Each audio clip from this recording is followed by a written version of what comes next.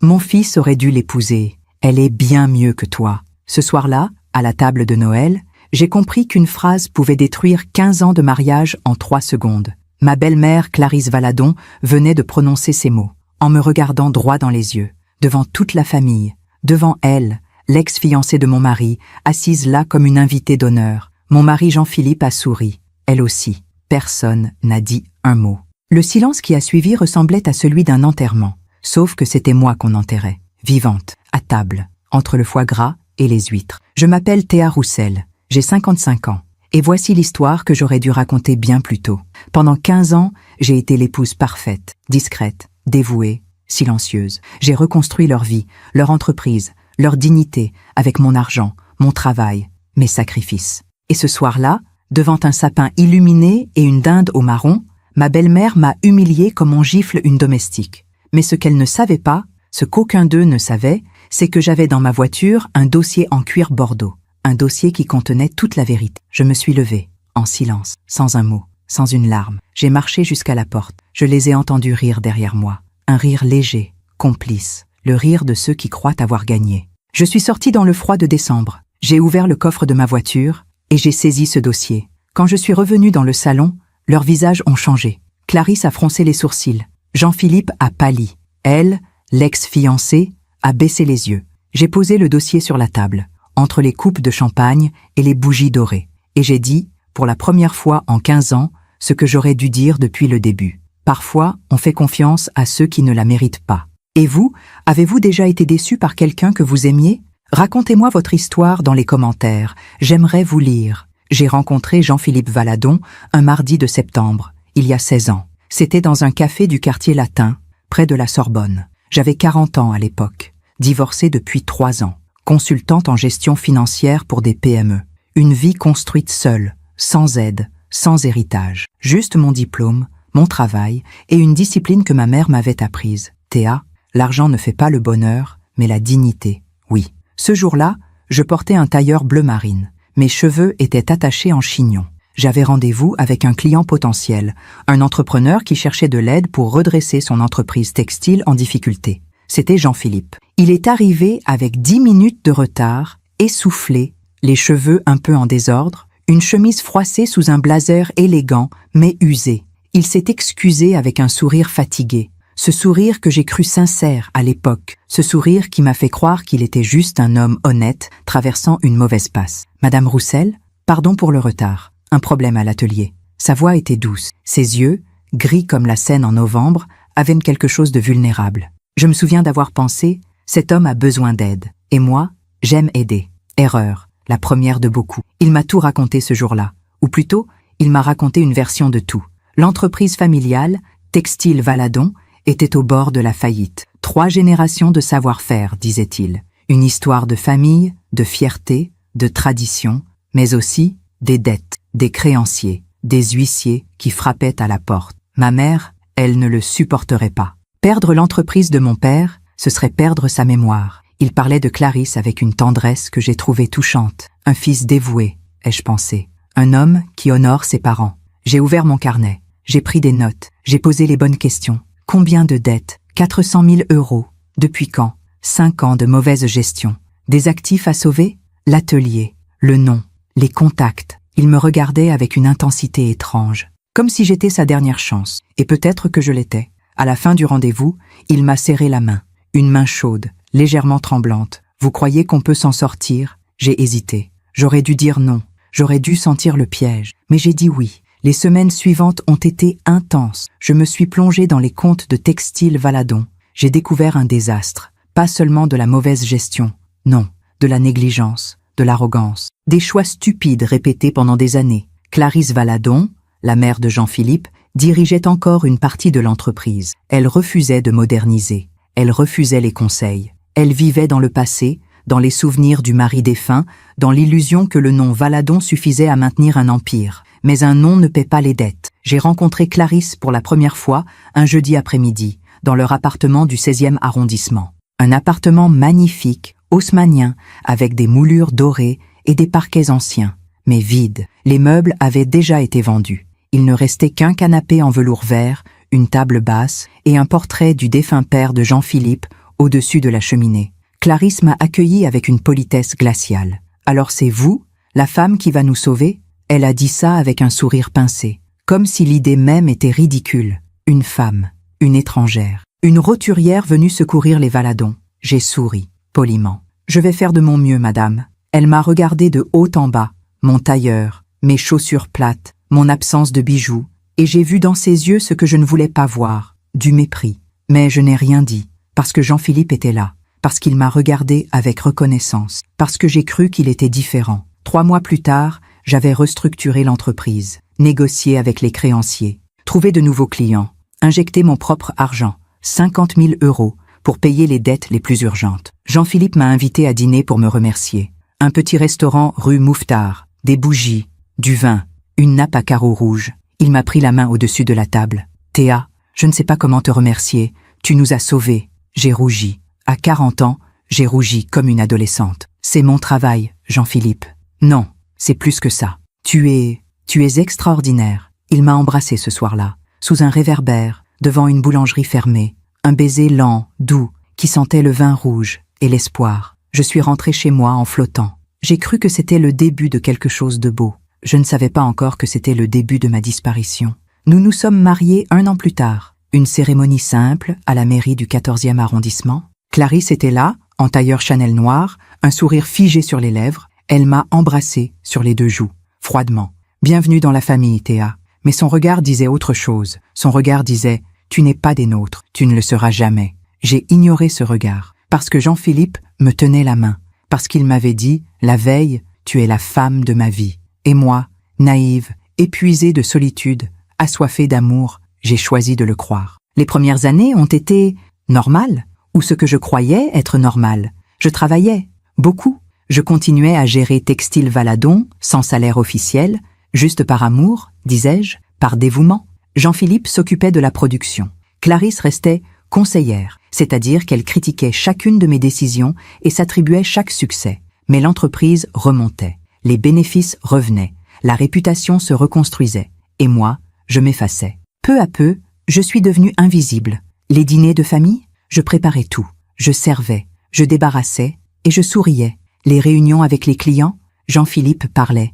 Moi, je prenais des notes, les fêtes, les anniversaires, Noël. « Théa, tu pourrais apporter le dessert ? Théa, tu pourrais t'occuper de la décoration ? Théa, tu es tellement douée pour ça. Douée pour disparaître, douée pour servir, douée pour me taire. » Il y avait un objet que je gardais toujours avec moi dans ces années-là. Un petit carnet en cuir bordeaux. Mon grand-père me l'avait offert quand j'avais 20 ans. Il disait « Théa, note tout. Les chiffres, les promesses, les vérités. Un jour, tu seras contente de te souvenir. » Je ne comprenais pas à l'époque, mais j'ai continué à noter. Les transferts bancaires, les prêts, les factures payées, les investissements, tout, par habitude, par professionnalisme. Sans savoir que ce petit carnet bordeaux, un jour, deviendrait ma seule arme. La première fêlure est apparue 3 ans après notre mariage. C'était un dimanche. Nous étions chez Clarisse, dans le nouvel appartement qu'elle avait pu racheter grâce à moi, bien sûr, mais personne ne le disait. Nous prenions le thé dans le salon. Jean-Philippe parlait d'un nouveau contrat. Clarisse l'écoutait, les yeux brillants de fierté. Et puis, sans raison, elle a dit « Tu sais, Jean-Philippe, il y a des moments où je regrette que tu n'aies pas épousé Camille. » Le silence. Jean-Philippe a baissé les yeux. Moi, j'ai arrêté de respirer. Camille, la fiancée d'avant, l'ex, celle dont il ne parlait jamais. « Maman, s'il te plaît. »« Quoi ? » ?»« C'est vrai. Camille venait d'une bonne famille. Elle avait de l'éducation, de la classe. Elle m'a regardé, brièvement, juste assez pour que je comprenne. Pas comme toi. Jean-Philippe n'a rien dit. Il a simplement changé de sujet. Et moi, j'ai continué à sourire, à servir le thé, à jouer mon rôle. Mais ce soir-là, en rentrant chez nous, j'ai pleuré dans la voiture, en silence, pour que Jean-Philippe ne me voie pas. Il conduisait, les yeux sur la route. Il n'a rien remarqué. Ou peut-être qu'il a fait semblant. Pendant que je raconte tout cela, je me demande d'où vous m'écoutez. Écrivez le nom de votre ville en commentaire. Les fissures ne font pas de bruit. Elles avancent lentement, dans le silence, comme une lézarde sur un mur blanc. On ne les voit pas tout de suite. On passe devant chaque jour sans remarquer. Et puis, un matin, le mur s'effondre. C'est exactement ce qui m'est arrivé. Pendant les 5 années qui ont suivi ce thé chez Clarisse, j'ai continué à reconstruire leur vie. Pas la mienne, la leur. J'ai investi encore, et encore. En 2014, j'ai prêté 120 000 € pour racheter un atelier dans le 11e arrondissement. Jean-Philippe voulait agrandir la production. Clarisse voulait retrouver la grandeur d'antan. Moi, j'ai signé le chèque. En 2015, j'ai payé les frais de rénovation de l'appartement de Clarisse, 35 000 €, parce qu'elle ne pouvait pas vivre dans un endroit vieillissant, parce que ça ne se fait pas pour une Valadon. En 2016, j'ai financé le lancement d'une nouvelle ligne de tissus haut de gamme, 50 000 €. Jean-Philippe m'a dit « C'est un investissement, Théa. Tu verras, on te remboursera. » Je n'ai jamais revu cet argent, mais je notais tout, dans mon petit carnet Bordeaux. Chaque virement, chaque facture, chaque promesse non tenue. Mon grand-père avait raison. Note tout. Un jour, tu seras contente de te souvenir. Les premiers doutes sont venus un soir d'avril. Nous étions à table, chez nous, dans notre appartement de Montparnasse. Un appartement que j'avais acheté, avec mon apport, mais qui portait les 2 noms sur l'acte, le mien et celui de Jean-Philippe. Pour la famille, m'avait-il dit. Je servais le dîner. Du poulet rôti, des haricots verts, une salade, rien de compliqué. J'étais fatiguée. J'avais travaillé toute la journée sur un dossier difficile pour un autre client. Mes vrais clients, ceux qui me payaient. Parce que Textile Valadon, eux, ne me payaient toujours pas. J'étais associé de fait, disait Jean-Philippe. Bientôt, on régularisera tout ça. Bientôt n'arrivait jamais. Ce soir-là, Jean-Philippe a goûté le poulet. Il a froncé les sourcils. C'est un peu sec, non? J'ai souri. Désolée, j'ai dû le laisser trop longtemps au four. Ma mère le fait toujours parfait, elle. Tu devrais lui demander sa recette. Un silence. J'ai baissé les yeux sur mon assiette. Oui, peut-être. Il a continué à manger, comme si de rien n'était. Comme si cette phrase, cette petite phrase insignifiante, n'avait pas planté un clou dans mon cœur. Ma mère le fait mieux. Ce n'était pas la première fois, et ce ne serait pas la dernière. Les comparaisons sont devenues une habitude. Ma mère arrange les fleurs avec tellement d'élégance. Ma mère reçoit toujours avec classe. Ma mère sait parler aux gens importants. Moi, j'étais celle qui payait les factures. Celle qui se levait à 6 heures du matin pour travailler. Celle qui portait des tailleurs sobres et des chaussures confortables parce que je n'avais ni le temps ni l'énergie pour autre chose. Mais je n'étais jamais assez élégante, jamais assez raffinée, jamais assez Valadon. Un samedi de juin, Clarisse a organisé un déjeuner dans son appartement. Un déjeuner familial, avait-elle dit. J'ai apporté une tarte aux framboises, faite maison.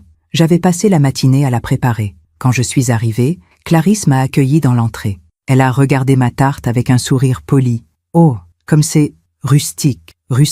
Le mot est resté suspendu dans l'air, comme une insulte déguisée en compliment. Dans le salon, il y avait une dizaine d'invités, des amis de Clarisse, des gens du monde textile, des femmes en robe de soie, des hommes en chemise immaculée. Et puis, au bout de la table, elle, Camille. Je ne l'avais jamais rencontrée en personne, mais je l'avais vue sur des photos. Des vieilles photos que Clarisse gardait encore dans un cadre argenté sur sa commode. Camille jeune, radieuse, au bras de Jean-Philippe. Ce jour-là, elle portait une robe crème. Ses cheveux blonds étaient relevés en un chignon parfait. Elle avait ce genre de beauté froide et polie qui impressionne dans les magazines. Clarisse l'a présentée avec fierté. Voici Camille Dufour, une amie très chère de la famille. Elle travaille dans la mode, à Milan. Elle est de passage à Paris. Camille m'a tendu la main. Une main fine, sans alliance. Enchantée. Vous devez être Théa. Oui, enchantée. Nos mains se sont touchées brièvement. Les siennes étaient froides. Elle s'est assise à côté de Jean-Philippe. Ils ont parlé pendant tout le repas. De souvenirs, d'amis communs, de voyages, de Milan, de Paris. Moi, j'étais assise à l'autre bout de la table, entre 2 invités qui parlèrent de marché financier sans m'adresser la parole. À un moment, j'ai entendu Clarisse dire à Camille « Tu sais, tu nous as tellement manqué. Cette maison n'a plus été la même depuis... Enfin, tu sais ?» Camille a souri, discrètement. Elle a regardé Jean-Philippe. Il a souri aussi. Et moi, j'ai serré ma fourchette si fort que mes jointures sont devenues blanches. Sur le chemin du retour, j'ai demandé à Jean-Philippe « Pourquoi tu ne m'as pas dit que Camille serait là ?» Il conduisait, les yeux sur la route. Je ne savais pas. Maman ne m'avait rien dit. Vraiment ? Oui, vraiment. Pourquoi ? Ça te dérange ? J'ai hésité. Parce qu'une partie de moi voulait crier. Oui, ça me dérange. Ça me dérange que ton ex soit invité aux déjeuners familiaux. Ça me dérange que ta mère la regarde comme si elle était la fille parfaite qu'elle aurait voulu avoir. Ça me dérange que tu aies souri quand elle t'a regardé. Mais je n'ai rien dit. J'ai juste murmuré. Non, ça ne me dérange pas. Mensonge. Le premier d'une longue série. Les mois ont passé. L'entreprise prospérait. Grâce à mes contacts, mes négociations, mon travail. Mais dans les réunions, c'était Jean-Philippe qui parlait. C'était lui qu'on félicitait, lui qu'on applaudissait. Un jour, un client important, un directeur de grand magasin, m'a dit en aparté « Votre mari a vraiment du talent. C'est admirable ce qu'il a fait avec cette entreprise. » J'ai souri. Oui, il travaille beaucoup. Le client est parti. Jean-Philippe m'a regardé, surpris. « Pourquoi tu n'as pas dit que c'était toi qui avais tout géré? Ça n'a pas d'importance. »« Si, ça en a. Tu devrais revendiquer ton rôle, Théa. » Mais il disait ça avec un sourire qui voulait dire « Continue comme ça, c'est plus simple pour moi. » Et moi, idiote, j'ai continué. Le vrai tournant est arrivé un soir de novembre. Nous rentrions d'un dîner chez des amis. Jean-Philippe était de bonne humeur. Il avait bu un peu trop de vin. Il parlait fort, riait, me tenait la main. « Tu sais, Théa, tu es formidable. Merci. »« Non, vraiment. Formidable. Solide. Fiable. Solide. Fiable. Pas belle. Pas désirable. Pas aimée. Solide. Comme un meuble. Fiable. Comme une employée. Je n'ai rien dit. Mais cette nuit-là, dans notre lit, j'ai pleuré en silence. Jean-Philippe dormait à côté de moi, ronflant légèrement, un bras jeté sur l'oreiller. Il ne s'est rendu compte de rien. Les apparitions de Camille sont devenues plus fréquentes. Un déjeuner ici, un vernissage là, un anniversaire, une fête, toujours invitée par Clarisse, toujours élégante, souriante, parfaite, et toujours ce regard complice entre elle et Jean-Philippe, ce rire partagé, ces souvenirs évoqués. Tu te souviens, Jean-Philippe, quand on est allé à Deauville? Oh oui, on avait mangé des huîtres sur la plage. C'était magique. Moi, je n'avais jamais été à Deauville avec Jean-Philippe. On ne partait jamais en vacances. Il y avait toujours du travail. Toujours l'entreprise. Toujours. Bientôt, Théa, bientôt. Mais avec Camille, il avait eu le temps d'aller à Deauville. Un soir, j'ai ouvert mon carnet Bordeaux. J'ai relu mes notes. Les chiffres s'accumulaient. 2014, 120 000 euros. Rachat atelier. 2015, 35 000 euros. Rénovation appartement Clarisse. 2016, 50 000 euros. Lancement nouvelle ligne. 2017, 40 000 euros. Remboursement créancier. 2018, 60 000 euros. Achat matériel de production. 2019, 25 000 euros. Voyage professionnel et salon. Au total, plus de 300 000 euros. 300 000 euros de mon argent, de mes économies, de mon héritage laissé par mes parents. Et aucun remboursement, aucun contrat, aucune reconnaissance officielle. J'ai refermé le carnet. Je l'ai serré contre moi. Et pour la première fois, j'ai pensé « Qu'est-ce que je suis en train de faire ?» Mais je n'ai rien changé, parce que j'aimais encore Jean-Philippe. Ou plutôt, j'aimais l'idée de ce qu'il aurait pu être. L'homme que j'avais rencontré ce mardi de septembre, l'homme vulnérable qui avait besoin de moi, je me disais « Ça va s'arranger, il va me voir, il va me remercier. » Un jour qui n'arrivait jamais. Le dernier signe, celui que j'aurais dû voir, est venu en décembre de cette année-là. Nous étions invités chez des amis pour un dîner. Camille était là, encore, toujours. À un moment, quelqu'un a posé une question innocente. « Jean-Philippe, comment as-tu rencontré Théa ?» Il a réfléchi. Longtemps, trop longtemps. Puis il a dit, avec un sourire gêné, « Oh, c'était pour le travail, une histoire de comptabilité, je crois. Une histoire de comptabilité. Pas d'amour, pas de coup de foudre, pas de magie, juste de la comptabilité. » Camille a ri, légèrement. Les autres aussi. Moi, j'ai bu une gorgée de vin, pour cacher ma douleur. Et ce soir-là, en rentrant, j'ai ouvert mon carnet Bordeaux. J'ai ajouté une note, pas un chiffre, pas une date, juste une phrase. Je ne suis pas aimé, je suis utilisé. C'était la première fois que je l'écrivais, mais ce ne serait pas la dernière fois que je le ressentirais. Il y a une façon de mourir sans vraiment mourir. On reste debout, on respire, on sourit. Mais à l'intérieur, quelque chose s'éteint, lentement, jour après jour. C'est ce qui m'est arrivé pendant les 3 années qui ont suivi. Je suis devenue experte dans l'art de disparaître. Après avoir écrit cette phrase dans mon carnet, je ne suis pas aimée. Je suis utilisée. J'ai décidé de faire exactement le contraire de ce que j'aurais dû faire. Je n'ai pas confronté Jean-Philippe. Je n'ai pas exigé de respect. Je n'ai pas posé de limites. Non, j'ai décidé d'essayer plus fort, de devenir meilleure, plus discrète, plus dévouée, plus parfaite. Je me suis dit, si je suis irréprochable, ils finiront par me voir, par m'apprécier, par m'aimer. C'est ce que font les femmes comme moi. Les femmes qui ont appris qu'il fallait mériter l'amour, qu'il fallait se plier, s'adapter, se taire. Alors, je me suis pliée, je me suis adaptée, je me suis tue. J'ai commencé par changer ma façon de m'habiller. Clarisse portait toujours des tailleurs élégants, des foulards Hermès, des bijoux discrets mais coûteux. Moi, je portais des vêtements fonctionnels, pratiques, sans prétention. Un samedi, je suis allée aux Galeries Lafayette. J'ai acheté 3 tailleurs, bleu marine, gris perle, beige clair, des chemisiers en soie, des escarpins à talons. un foulard. Le tout m'a coûté 1200 €. Jean-Philippe a remarqué. Tiens, tu as acheté de nouveaux vêtements? Oui. Tu aimes? Il a haussé les épaules. Oui, c'est bien. Ça fait plus professionnel. Professionnel. Pas belle, pas séduisante. Professionnelle. Mais j'ai souri. Parce que c'était déjà mieux que rien. J'ai aussi changé ma coiffure. Mes cheveux étaient courts, pratiques. Je les ai laissés pousser. J'ai pris rendez-vous dans un salon chic près de l'Opéra. Un balayage. Une coupe élégante. 180 €. Le soir, Jean-Philippe a dit. Tu as fait quelque chose à tes cheveux?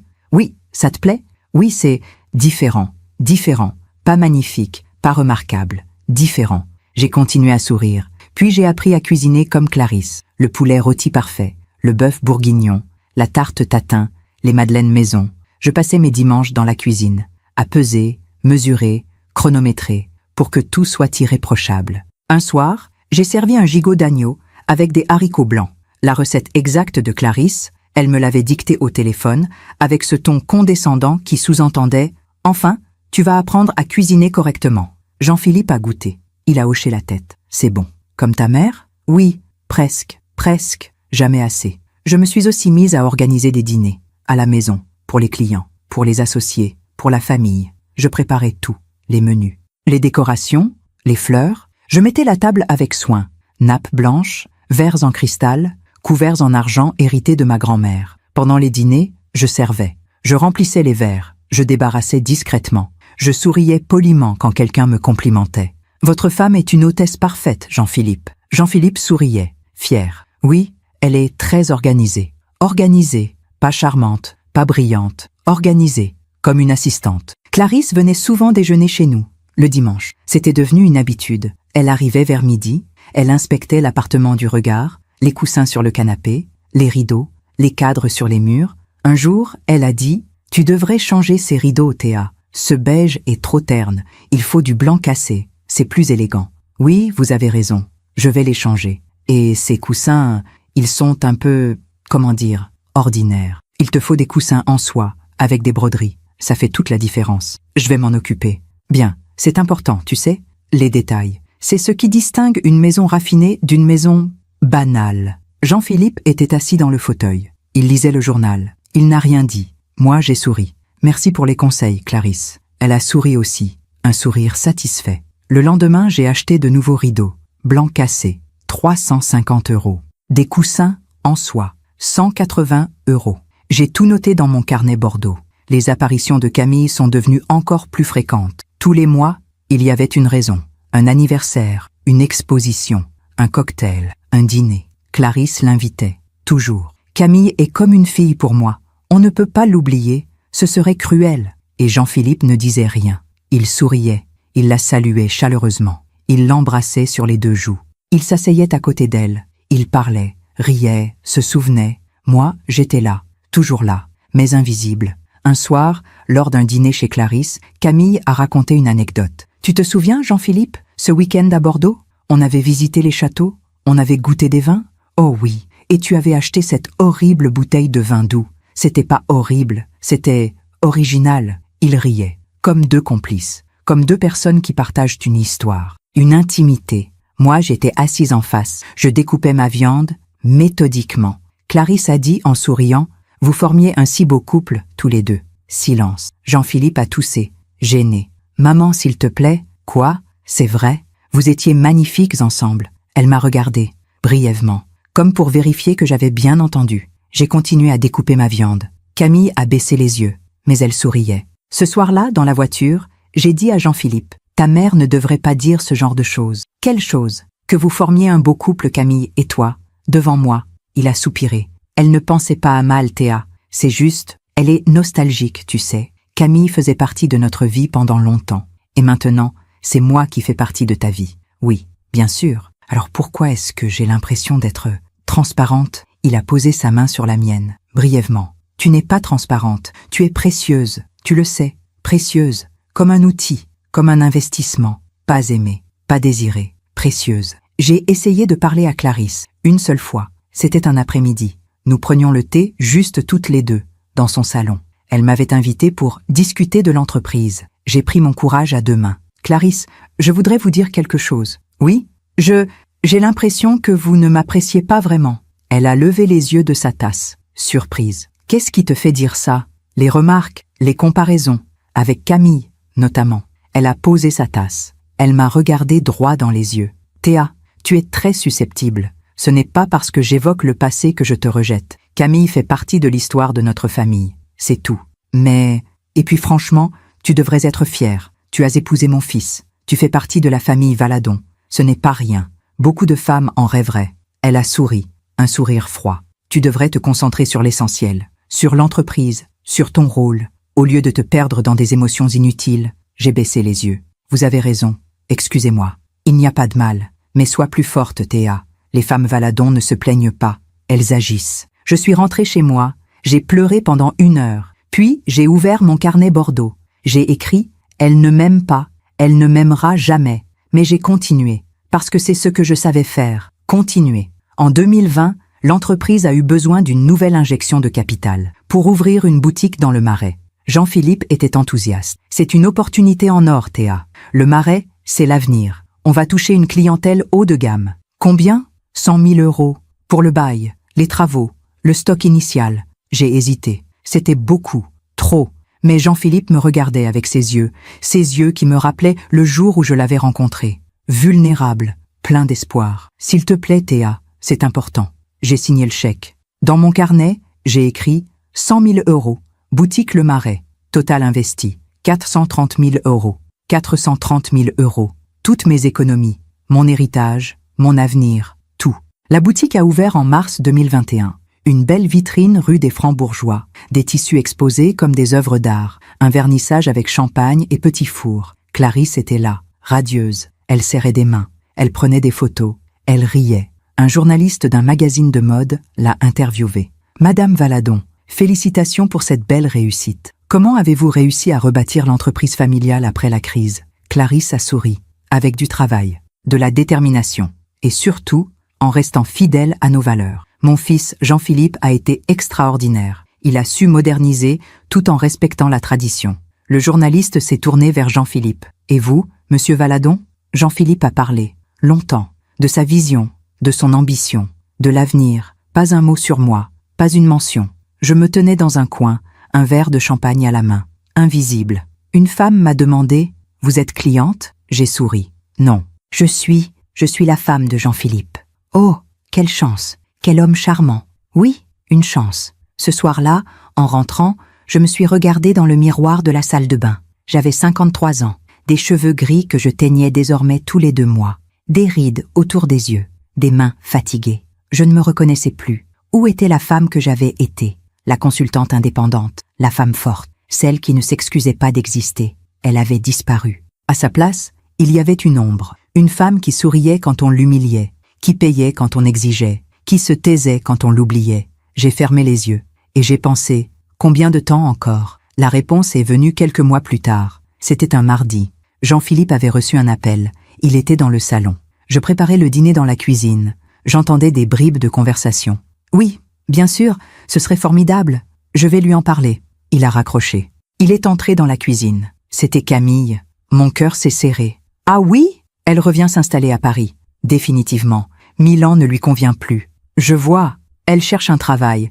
Elle a pensé qu'on pourrait peut-être... Enfin, qu'elle pourrait rejoindre l'entreprise. Elle a de l'expérience dans la mode. Ça pourrait être intéressant. J'ai arrêté de couper les légumes. Je me suis retournée. Tu veux embaucher Camille? Pourquoi pas? Elle est compétente. Et maman serait ravie. Évidemment, ta mère serait ravie. Il a froncé les sourcils.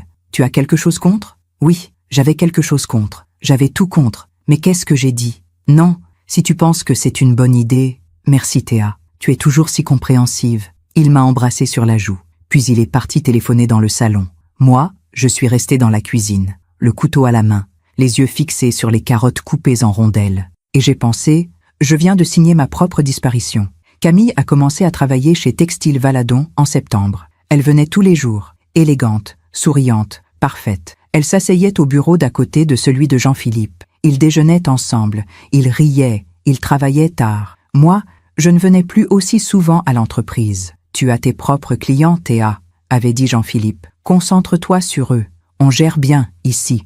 On, lui et Camille. Pendant que je raconte tout cela, je me demande d'où vous m'écoutez. Écrivez le nom de votre ville en commentaire. Un soir de novembre, Jean-Philippe est rentré tard, 22h30. Il sentait le parfum de femme. « Tu as dîné ?» ai-je demandé. « Oui, on a eu une réunion qui s'est prolongée. Camille et moi, on a mangé un morceau dans un bistrot. » Ah, il a enlevé sa veste. Il est allé dans la chambre. J'ai ouvert mon carnet Bordeaux. J'ai écrit une nouvelle phrase. Il sent son parfum. Décembre est arrivé. Noël approchait. Clarisse a organisé le dîner familial. Chez elle, comme tous les ans. Théa, tu peux t'occuper du dessert comme d'habitude? Oui, bien sûr. Et viens vers 18h pour m'aider à tout préparer. Il y aura beaucoup d'invités cette année. Combien? 15 personnes. J'ai invité quelques amis. Et Camille, bien sûr. Elle est seule pour Noël, la pauvre. On ne pouvait pas la laisser comme ça. Bien sûr, Camille serait là. Toujours là. Le soir du réveillon, j'ai passé la journée à cuisiner. Une bûche au chocolat. Compliquée, délicate. 3 heures de travail. Je suis arrivée chez Clarisse à 18h, comme demandé. La bûche dans les mains. Clarisse a ouvert la porte. « Ah, Théa, entre, pose ça dans la cuisine. Et après, tu peux m'aider à mettre la table ?» J'ai posé la bûche. J'ai mis la table, les assiettes, les verres, les couverts, les serviettes pliées en forme de cygne, parce que Clarisse aimait l'élégance. Les invités sont arrivés. Jean-Philippe, des amis, des collègues, et Camille. Elle portait une robe rouge, magnifique. Ses cheveux tombaient en boucles dorées sur ses épaules. Elle ressemblait à une actrice. Moi, je portais une robe noire, simple, discrète. Clarisse l'a accueillie avec effusion. « Camille, ma chérie, comme tu es belle !» Elles se sont embrassées, longuement. Jean-Philippe a souri. « Bonsoir Camille. »« Bonsoir Jean-Philippe. » Ils se sont regardés. Juste un instant. Mais j'ai tout vu. Le dîner a commencé. Tout le monde riait, buvait, parlait fort. Moi, j'étais assise à ma place habituelle, au bout de la table, loin de Jean-Philippe, loin de Clarisse. Camille était assise à côté de Jean-Philippe, évidemment. À un moment, Clarisse a levé son verre. « Je voudrais porter un toast à cette année extraordinaire, à l'entreprise qui prospère, à notre famille. » Tout le monde a applaudi. Puis Clarisse a regardé Camille. « Et je veux remercier Camille pour être revenue parmi nous. Tu nous as tellement manqué, ma chérie. » Camille a souri, les larmes aux yeux. « Merci, Clarisse. Vous m'avez tellement manqué aussi. » Jean-Philippe a posé sa main sur celle de Camille, brièvement, un geste de réconfort. Mais pour moi, ce geste a duré une éternité. C'est après le plat principal que c'est arrivé. Clarisse servait le fromage. Elle parlait, riait. Et puis, sans prévenir, elle s'est tournée vers moi. Et elle a dit, en me regardant droit dans les yeux, « Tu sais, Théa, parfois, je me dis que mon fils aurait dû épouser Camille. Elle est tellement mieux assortie à notre famille. » Le silence, un silence total. Personne n'a bougé. Jean-Philippe a souri, gêné, mais il a souri. Camille a baissé les yeux, mais elle souriait aussi. Et moi, j'ai senti quelque chose se briser, quelque chose qui ne pourrait jamais être réparé. Je ne me suis pas levée immédiatement. Pendant quelques secondes, peut-être 10, peut-être 30, je suis restée assise, figée, les mains posées sur mes genoux, le regard fixé sur la nappe blanche. Mon fils aurait dû épouser Camille. Elle est tellement mieux assortie à notre famille. Ces mots tournèrent dans ma tête, encore et encore, comme un disque rayé. Autour de moi, le dîner continuait. Quelqu'un parlait de politique. Un autre racontait une anecdote sur les vacances. Des rires, des verres qui tintaient. La vie continuait, comme si de rien n'était, comme si on ne venait pas de m'humilier publiquement. Puis j'ai levé les yeux. Jean-Philippe me regardait. Brièvement, nos regards se sont croisés. J'ai attendu qu'il dise quelque chose, qu'il me défende, qu'il contredise sa mère. Il a détourné les yeux.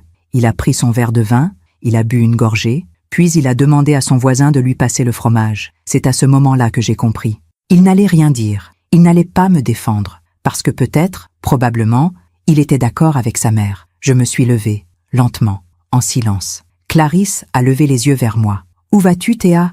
J'ai oublié quelque chose dans la voiture. »« Ah bon ? Qu'est-ce que… » ?»« J'en ai pour 1 minute. Je suis sortie. J'ai traversé le salon, l'entrée. J'ai ouvert la porte. Le froid de décembre m'a giflé, un froid sec, cinglant. Il neigeait légèrement, de petits flocons blancs qui tombaient en silence. J'ai marché jusqu'à ma voiture, j'ai ouvert le coffre, et là, dans une pochette en cuir bordeaux, j'ai pris le dossier. Le dossier que j'avais préparé 3 mois plus tôt, sans vraiment savoir pourquoi. Juste une intuition, une précaution. Comme si, au fond de moi, je savais que ce jour viendrait. Dans ce dossier, il y avait tout, tous les virements bancaires, toutes les factures, tous les contrats, tous les prêts, 15 ans de preuves, 15 ans de sacrifices, 15 ans de reconstruction de leur vie avec mon argent, 430 000 €, Documenté, prouvé, irréfutable. J'ai serré le dossier contre moi. J'ai respiré profondément. Et je suis retourné à l'intérieur. Quand je suis revenu dans la salle à manger, les conversations se sont arrêtées. Tous les regards se sont tournés vers moi. Clarisse a froncé les sourcils. Qu'est-ce que tu as là? Je n'ai pas répondu. J'ai marché jusqu'à la table. J'ai posé le dossier, entre les assiettes de fromage et les verres de vin.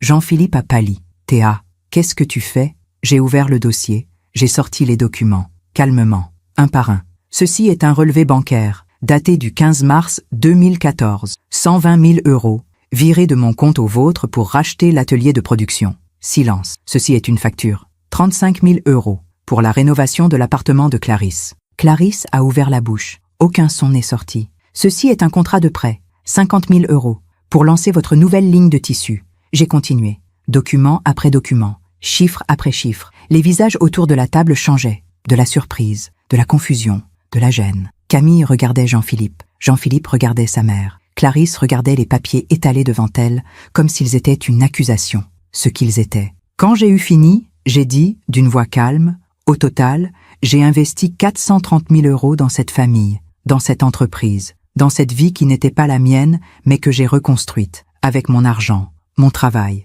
mes sacrifices. J'ai regardé Clarisse. Vous avez dit que votre fils aurait dû épouser Camille, qu'elle est mieux assortie à votre famille. Elle ne répondait pas. Elle me fixait, les lèvres serrées. Peut-être avez-vous raison. Peut-être qu'elle est mieux assortie. Peut-être qu'elle aurait su rester à sa place, sourire, se taire, disparaître. J'ai pris mon sac. Mais moi, je ne disparais plus. Et je suis parti. Dans la voiture, j'ai conduit, sans savoir où aller. Les rues de Paris étaient décorées, des lumières de Noël partout, des sapins illuminés, des vitrines scintillantes. Tout le monde fêtait. Tout le monde était heureux. Sauf moi. J'ai fini par me garer près de la Seine. J'ai éteint le moteur. Et là, seul dans le silence de la voiture, j'ai pleuré. Pas des pleurs de tristesse, des pleurs de rage, de libération. Jean-Philippe a appelé. 10 fois, 15 fois. Je n'ai pas répondu. Il a envoyé des messages. Théa, rentre, on doit parler. Tu as tout gâché. Maman est bouleversée. Tu as humilié toute la famille devant nos invités. J'ai lu ces messages et j'ai pensé, c'est moi qui ai humilié la famille? Pas Clarisse, pas lui, pas eux, moi. J'ai éteint mon téléphone. Je suis rentrée chez moi vers minuit. L'appartement était vide. Jean-Philippe n'était pas là. Il était resté chez sa mère, probablement. J'ai allumé les lumières. J'ai enlevé ma robe noire. J'ai enfilé un pyjama et je me suis assise à la table de la cuisine. Avec mon carnet Bordeaux, j'ai écrit 24 décembre, le jour où j'ai arrêté de disparaître. Les jours suivants ont été étranges. Jean-Philippe est revenu le lendemain de Noël, en fin d'après-midi. Il avait les traits tirés, les yeux rouges. On doit parler, Théa. Oui, nous nous sommes assis dans le salon, face à face. Il a commencé. Ce que tu as fait hier, c'était inadmissible. J'ai attendu, sans répondre. Tu as humilié ma mère, devant tout le monde. Elle ne dort plus, elle pleure, elle est dévastée. Et moi? Il a froncé les sourcils. Quoi, toi? Ce qu'elle m'a dit, devant tout le monde. Tu ne trouves pas ça humiliant? Il a soupiré. Théa, ma mère est vieille. Elle dit parfois des choses maladroites, mais elle ne pensait pas à mal. Elle a dit que tu aurais dû épouser Camille, que Camille est mieux que moi. Elle était nostalgique, c'est tout. Elle. Et toi? Tu n'as rien dit. Tu as souri. Je n'ai pas souri. Si, tu as souri. Camille aussi. Il a baissé les yeux. Tu exagères. Vraiment? Silence. Puis il a dit, d'une voix plus dure, bon, admettons, ma mère a été maladroite. Mais toi, sortir ces documents, cet argent, tout étalé comme ça, c'était mesquin. J'ai senti quelque chose se glacer en moi. Mesquin? Oui, on ne règle pas les comptes comme ça. En famille, les comptes, c'est comme ça que tu vois les 430 000 € que j'ai investis. Comme des comptes, ce n'était pas des investissements. C'était de l'aide, entre époux. C'est normal. Normal? Oui, on est mariés, on partage tout. J'ai ri, un rire amer. On partage tout? Vraiment? Alors pourquoi est-ce que l'entreprise est uniquement à ton nom? Pourquoi je n'ai aucun contrat? Aucune reconnaissance officielle? Il n'a pas répondu. Pourquoi je ne touche aucun salaire? Aucun dividende? On en a parlé. On allait régulariser. Quand? Dans 15 ans? Dans 20 ans? Théa, tu es injuste? Moi, je suis injuste? J'ai respiré profondément, pour me calmer. Jean-Philippe, réponds-moi honnêtement. Tu m'aimes? Il a hésité. Trop longtemps. Bien sûr que je t'aime. Vraiment? Oui, à ma manière, à sa manière. Pas passionnément, pas totalement, à sa manière. Et Camille? Quoi, Camille? Tu l'aimes encore? Non, c'est du passé. Alors pourquoi elle est toujours là? Pourquoi tu l'as embauchée? Pourquoi vous déjeunez ensemble tous les jours? Parce qu'elle est compétente, c'est professionnel. Professionnel? Oui, je l'ai regardé. Cet homme, mon mari, cet homme que j'avais sauvé, aimé, servi. Et j'ai vu la vérité. Il mentait, peut-être même à lui-même. Les jours suivants, j'ai commencé à observer, vraiment observer. Jean-Philippe partait tôt le matin. Il rentrait tard le soir. Il disait qu'il avait beaucoup de travail, des réunions, des clients. Mais il sentait ce parfum, toujours ce parfum de femme, doux, fleuri, le parfum de Camille. Un soir, il a laissé son téléphone sur la table du salon.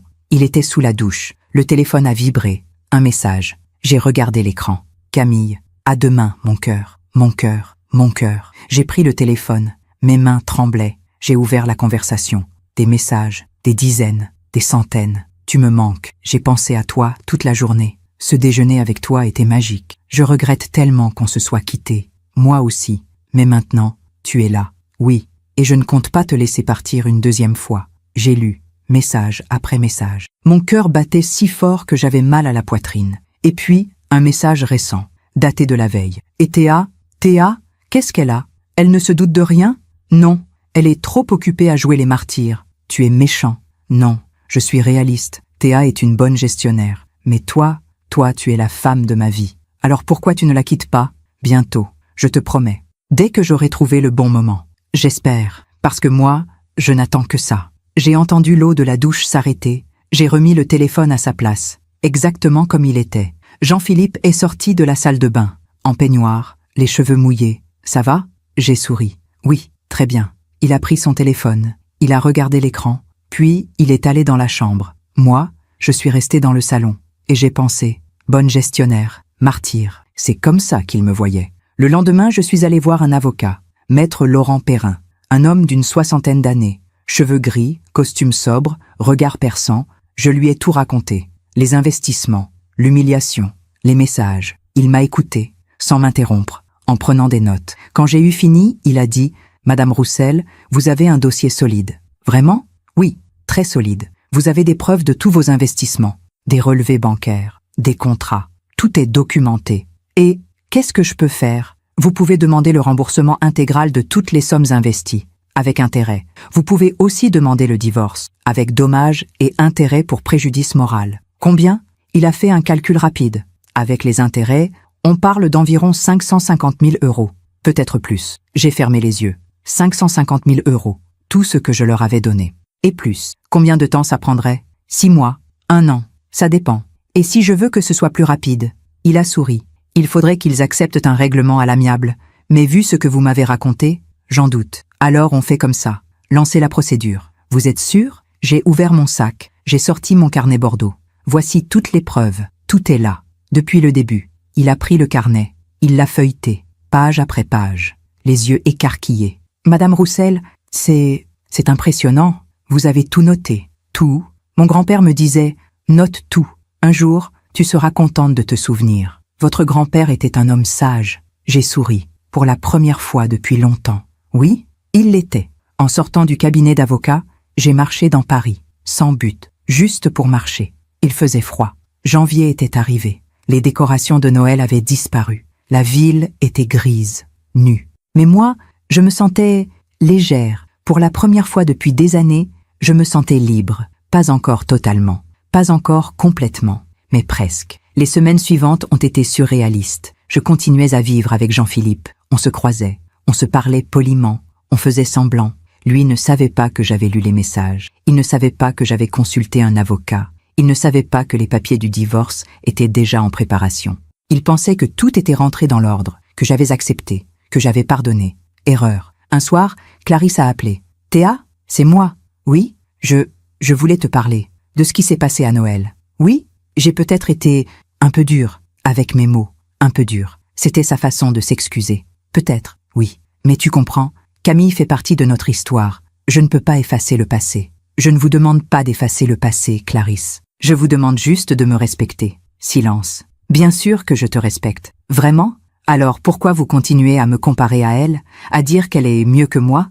Je n'ai jamais dit ça. Si, vous l'avez dit, devant tout le monde. Théa, tu es trop sensible. J'ai ri. Un rire fatigué. Peut-être. Ou peut-être que je commence enfin à voir les choses clairement. Qu'est-ce que tu veux dire? Rien.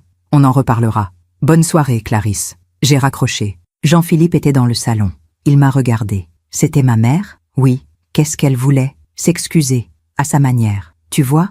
Elle fait des efforts. J'ai souri. Sans répondre. Début février, j'ai reçu un appel de mon avocat. Madame Roussel, les papiers sont prêts. Il ne manque plus que votre signature. Parfait. J'arrive. J'ai signé. Tous les documents. Le divorce. La demande de remboursement. Tout. Maître Perrin m'a regardé. Vous êtes prête? Oui. Une fois qu'on envoie ces documents, il n'y a plus de retour en arrière. Je sais. Ils vont être surpris. Tant mieux. Il a souri. Je dois dire, Madame Roussel, vous êtes une femme courageuse. Non. Je suis juste une femme qui en a assez d'être invisible. Les papiers ont été envoyés le 10 février, par huissier, à Jean-Philippe et à Clarisse. J'ai attendu.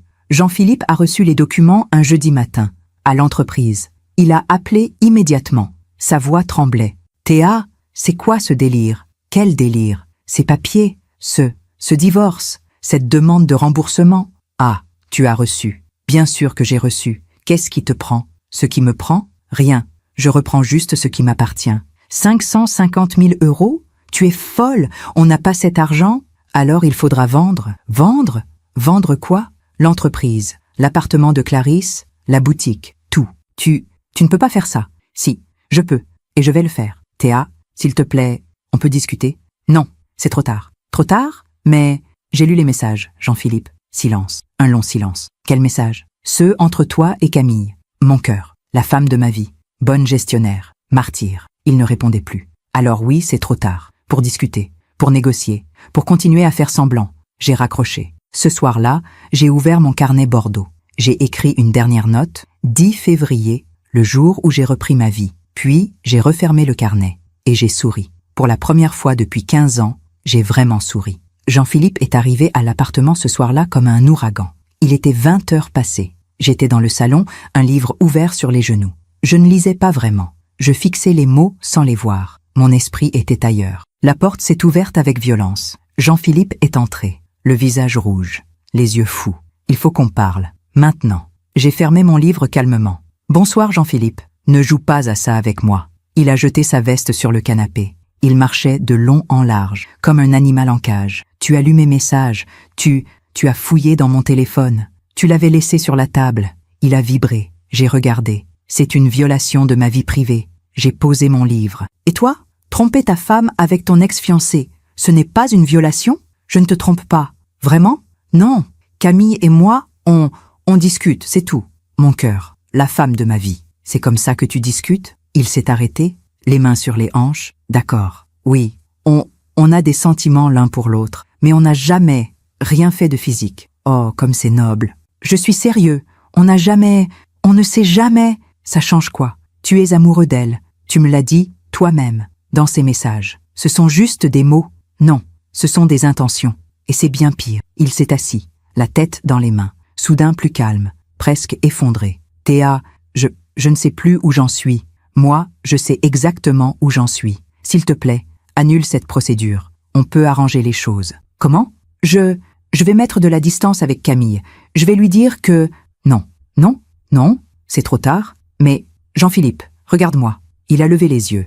Ils étaient rouges, humides. Tu m'as utilisé pendant 15 ans. Tu m'as pris mon argent, mon temps, ma vie, et tu ne m'as jamais aimé. Pas vraiment. Ce n'est pas vrai. Si, c'est vrai. Tu viens de le confirmer. Camille est la femme de ta vie, pas moi. Il n'a rien dit, parce que c'était vrai. Alors maintenant, tu vas payer, dans tous les sens du terme. Clarisse a débarqué le lendemain matin, à 9 heures, sans prévenir. Elle a sonné, encore et encore, jusqu'à ce que j'ouvre. Il faut qu'on parle. Bonjour Clarisse.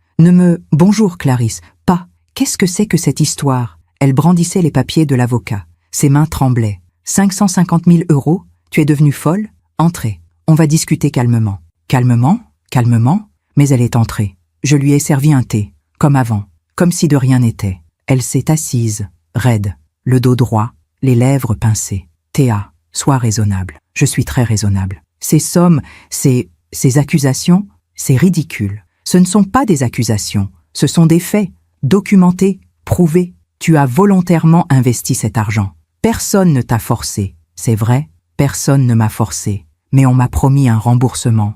On m'a promis une reconnaissance. On m'a promis une place dans cette famille. Tu as une place. Vraiment? Quelle place? Celle de la bonne à tout faire? Celle de la banque ambulante? Clarisse a serré sa tasse si fort que j'ai cru qu'elle allait la briser. Tu es injuste. On t'a toujours traité avec respect. J'ai ri.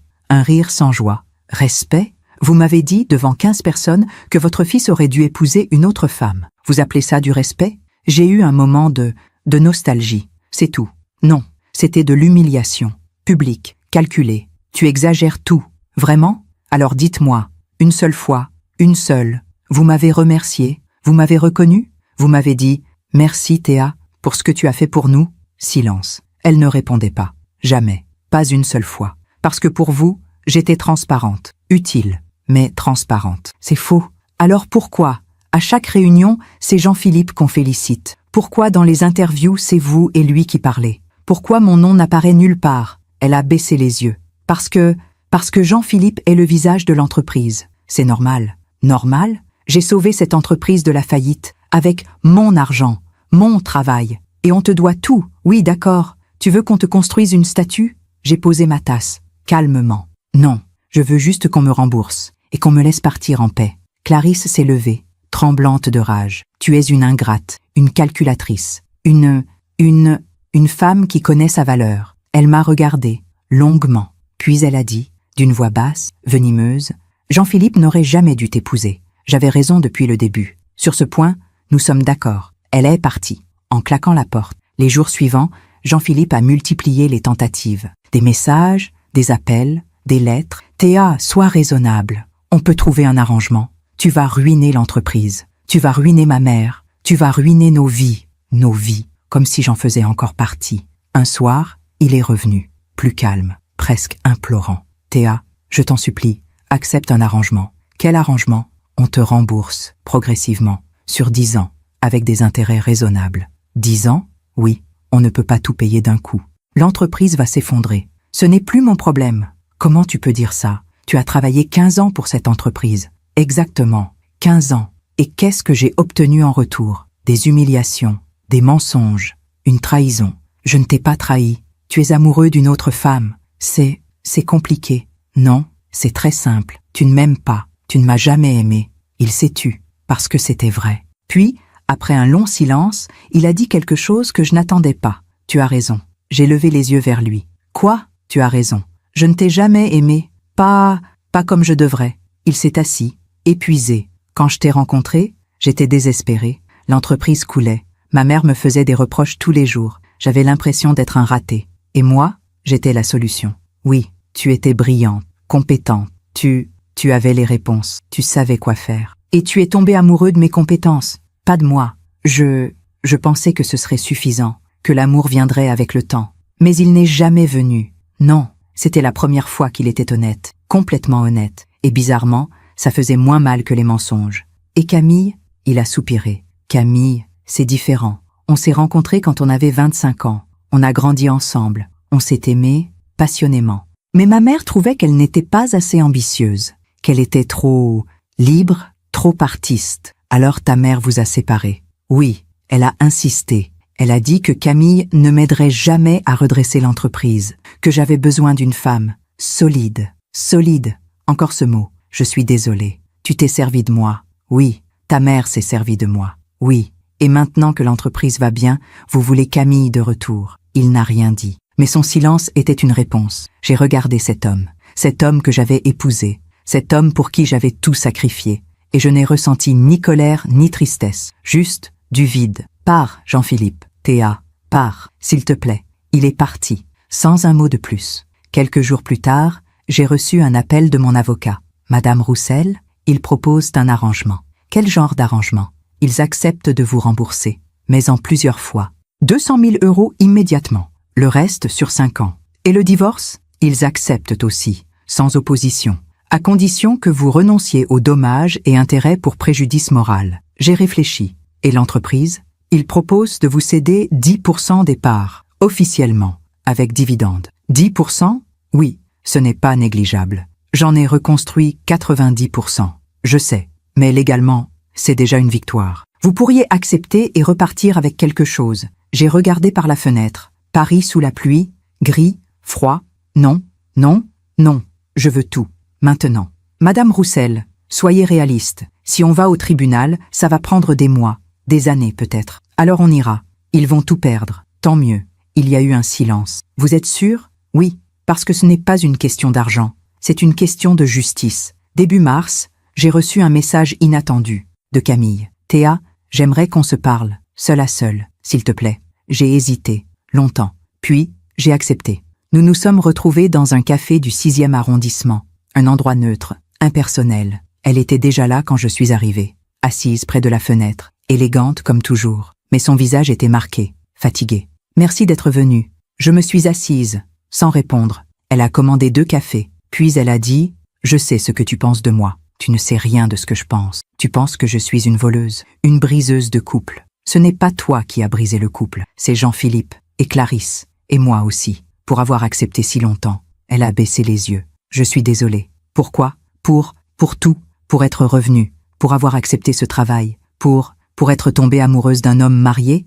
Oui, j'ai bu une gorgée de café. Amer, brûlant. Tu l'aimes vraiment? » Elle a levé les yeux vers moi. Surprise. Oui, depuis que j'ai 25 ans.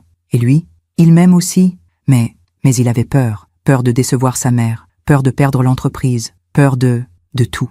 Alors, il m'a épousée. Moi, la femme solide. Elle n'a rien dit. Tu sais ce qui est drôle, Camille? Tu sais ce qui est vraiment drôle? Quoi? C'est que tu as gagné. Tu l'as eu finalement. Jean-Philippe, Clarisse t'adore. L'entreprise prospère. Tu as tout. Sauf que ce n'est pas ce que je voulais. Pas comme ça. Alors comment? Je voulais qu'il me choisisse. Librement. Pas parce que tu es parti. J'ai souri, tristement. Désolée de te décevoir. Mais je ne suis pas partie pour vous laisser la place. Je suis partie pour me sauver. Elle a hoché la tête, les larmes aux yeux. Tu es plus forte que moi. Non, je suis juste plus fatiguée. En partant, elle m'a dit, si ça peut te consoler, je ne suis pas heureuse. Pourquoi? Parce que je sais que Jean-Philippe ne m'aime pas autant que je l'aime. Il m'aime, par habitude, par nostalgie, mais il ne m'aime pas vraiment. Pas comme un homme devrait aimer une femme. Bienvenue dans mon monde. Elle a essuyé une larme. On est toutes les 2 victimes de la même famille. Peut-être. Mais moi, j'ai décidé de ne plus l'être. Ce soir-là, j'ai ouvert mon carnet Bordeaux. J'ai relu toutes les notes, tous les chiffres, toutes les dates, 15 ans de vie, résumés en colonnes et en euros. Puis j'ai écrit une dernière phrase. Ce carnet n'est pas un registre de comptes. C'est la preuve que j'ai existé, que j'ai donné, que j'ai construit et que je n'ai jamais été reconnue. Mais maintenant, je me reconnais moi-même. Et ça suffit. Quelques jours plus tard, Clarisse m'a appelé. Une dernière fois. Sa voix était différente, brisée. « Théa, s'il te plaît, arrête tout ça. Pourquoi? Parce que tu vas détruire mon fils, mon entreprise, tout ce que mon mari a construit. Votre mari n'a rien construit. Il a laissé un empire en ruine. C'est moi qui l'ai reconstruit. Avec notre nom, avec mon argent. Tu es cruel. Non, je suis juste, ce n'est pas pareil. Je ne te reconnais plus. Moi non plus, Clarisse. Moi non plus. » Elle a raccroché. Je me demande encore si j'ai fait le bon choix. Et vous? Qu'auriez-vous fait à ma place? Mi-mars, l'avocat m'a rappelé. Ils capitulent. Pardon. Ils acceptent vos conditions. Remboursement intégral. 550 000 €. En une seule fois. Comment? Ils vendent la boutique du Marais. Et ils contractent un prêt pour le reste. Et l'entreprise, ils la gardent. Mais elle sera lourdement endettée pendant des années. Bien. Le divorce sera prononcé dans 2 mois. Parfait. Vous avez gagné, Madame Roussel. J'ai fermé les yeux. Gagné. Avais-je vraiment gagné? J'avais récupéré mon argent, ma liberté, ma dignité. Mais j'avais perdu 15 ans de ma vie. Était-ce une victoire? Quelques jours plus tard, j'ai reçu un virement. 550 000 €, sur mon compte. J'ai regardé le relevé. Longtemps. Ces chiffres, ces euros. Ils représentaient 15 ans de sacrifice, de douleur, d'oubli de moi-même. Mais ils représentaient aussi autre chose, ma renaissance. Le dernier soir que j'ai passé dans notre appartement de Montparnasse, j'ai fait mes valises, calmement, méthodiquement. Les vêtements, les livres, les photos. Jean-Philippe n'était pas là. Il était chez sa mère, probablement. Avant de partir, j'ai regardé l'appartement une dernière fois, le salon où nous avions ri, parfois, la cuisine où j'avais cuisiné tant de repas, la chambre où j'avais pleuré en silence. Puis j'ai fermé la porte, sans regret. J'ai emménagé dans un petit appartement du 14e arrondissement, 2 pièces, au 3e étage, sans ascenseur. Rien de comparable à l'appartement de Montparnasse. Pas de moulure, pas de parquet ancien, pas de balcon avec vue sur la rue. Mais il était à moi, entièrement à moi. Le premier soir, je me suis assise sur le canapé que j'avais acheté chez Ikea. Un canapé simple, gris, confortable. J'ai regardé autour de moi, les cartons empilés, les murs blancs et vides, le silence, et j'ai pleuré. Pas de rage, pas de regret, juste de soulagement. Les semaines suivantes ont été étranges. Je me réveillais le matin et pendant quelques secondes, j'oubliais où j'étais. J'oubliais que j'avais quitté Jean-Philippe, que ma vie avait basculé. Puis la réalité revenait, douce, presque apaisante. Je n'avais plus personne à qui rendre des comptes, personne à qui plaire, personne à qui mentir. Je pouvais être moi, simplement moi. J'ai repris mon travail, mes vrais clients, ceux qui me payaient, ceux qui me respectaient. Un matin, lors d'une réunion, un directeur financier m'a dit « Madame Roussel, vos analyses sont brillantes, comme toujours. » J'ai souri. « Merci. » Non, vraiment, on ne vous le dit pas assez, mais vous êtes l'une des meilleures consultantes avec qui j'ai travaillé. Ces mots, ces simples mots, ils m'ont fait plus de bien que 15 ans de mariage, parce qu'ils étaient sincères, parce qu'ils reconnaissaient ce que j'étais vraiment. Mais tout n'était pas simple. Il y avait des moments, souvent le soir quand la nuit tombait, où le doute revenait. Ai-je fait le bon choix? Ai-je été trop dur? Aurais-je dû accepter l'arrangement? Un soir, j'ai appelé mon frère, Mathieu. On se parlait peu, mais il avait toujours été de bons conseils. « Théa, tout va bien? Oui? Enfin, je ne sais pas. Raconte. » Je lui ai tout raconté. Le mariage, l'argent, l'humiliation, le divorce, le remboursement. Il m'a écouté, sans m'interrompre. Puis il a dit « Tu sais ce que je pense? Quoi? Je pense que tu as été bien trop patiente, bien trop généreuse, bien trop gentille. Vraiment? Oui, 15 ans, Théa. 15 ans à te faire marcher dessus. Moi, j'aurais craqué au bout de 2. Mais j'ai détruit leur entreprise, leur vie. Non, toi, tu as récupéré ce qui t'appartenait. Eux, ils ont détruit leur propre vie, par leur égoïsme, leur ingratitude, leurs mensonges. J'ai fermé les yeux. Ces mots me faisaient du bien. Tu crois que je n'ai pas été cruelle? Cruelle? Théa, tu as reconstruit leur empire avec ton argent. Tu les as sauvés de la ruine. Et eux, ils t'ont traité comme une employée. Pire, comme une intruse. Oui, alors non. Tu n'as pas été cruelle. Tu as été juste. Avril est arrivé. Le printemps. Les arbres bourgeonnaient. Paris se réveillait. Et moi aussi. J'ai commencé à sortir, à voir des amis que j'avais négligés pendant toutes ces années. Sophie, mon amie d'université. On s'était perdus de vue. Nous nous sommes retrouvés dans un bistrot du 11e. Elle m'a regardée, surprise. « Théa? Mon Dieu, ça fait combien de temps? » Trop longtemps.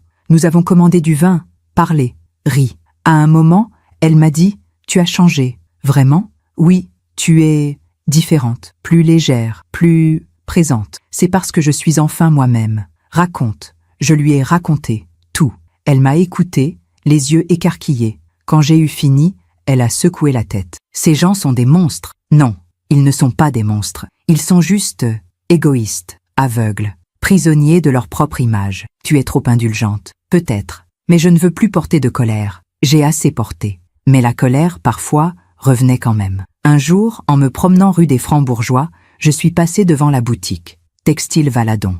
La boutique que j'avais financée. J'ai regardé la vitrine, les tissus exposés, le logo élégant. Aucune trace de moi, aucune mention, comme si je n'avais jamais existé. J'ai senti une boule dans ma gorge, mais je n'ai pas pleuré. J'ai juste continué à marcher. Un matin, j'ai reçu un appel inattendu. Une voix que je ne connaissais pas. « Madame Roussel, je m'appelle Diane Moreau. Je suis journaliste pour Le Monde économique. J'aimerais vous interviewer. » M'interviewer? Pourquoi? On m'a parlé de votre histoire, de ce que vous avez fait pour redresser Textiles Valadon et de votre divorce. Mon cœur s'est serré. Qui vous a parlé de ça? Une source confidentielle. Mais j'ai vérifié. Les documents sont publics, le jugement aussi. Et vous voulez écrire un article? Oui, sur ces femmes qui reconstruisent des entreprises dans l'ombre, sans reconnaissance, sans salaire, et qui finissent par être effacées. J'ai hésité.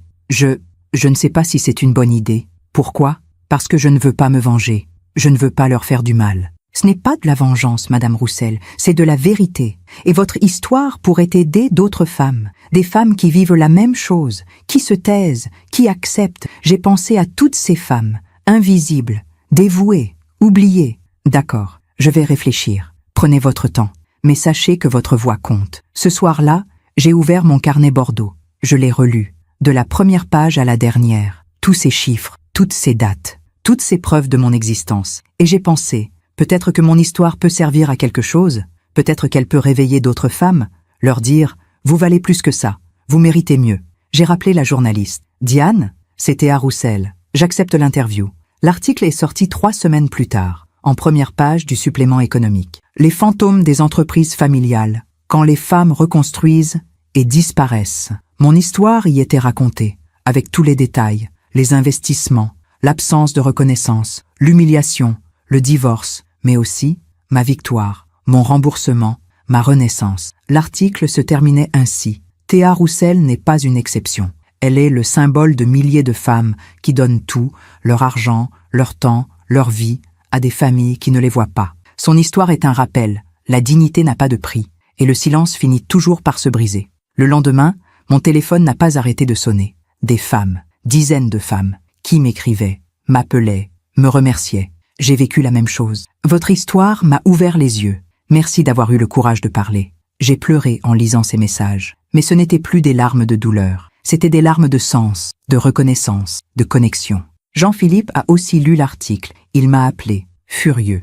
Comment as-tu pu faire ça? Faire quoi? Raconter tout ça? À un journaliste? C'est de la vie privée? Non, c'est de la vérité. Et la vérité est publique. Tu nous as humiliés? Non.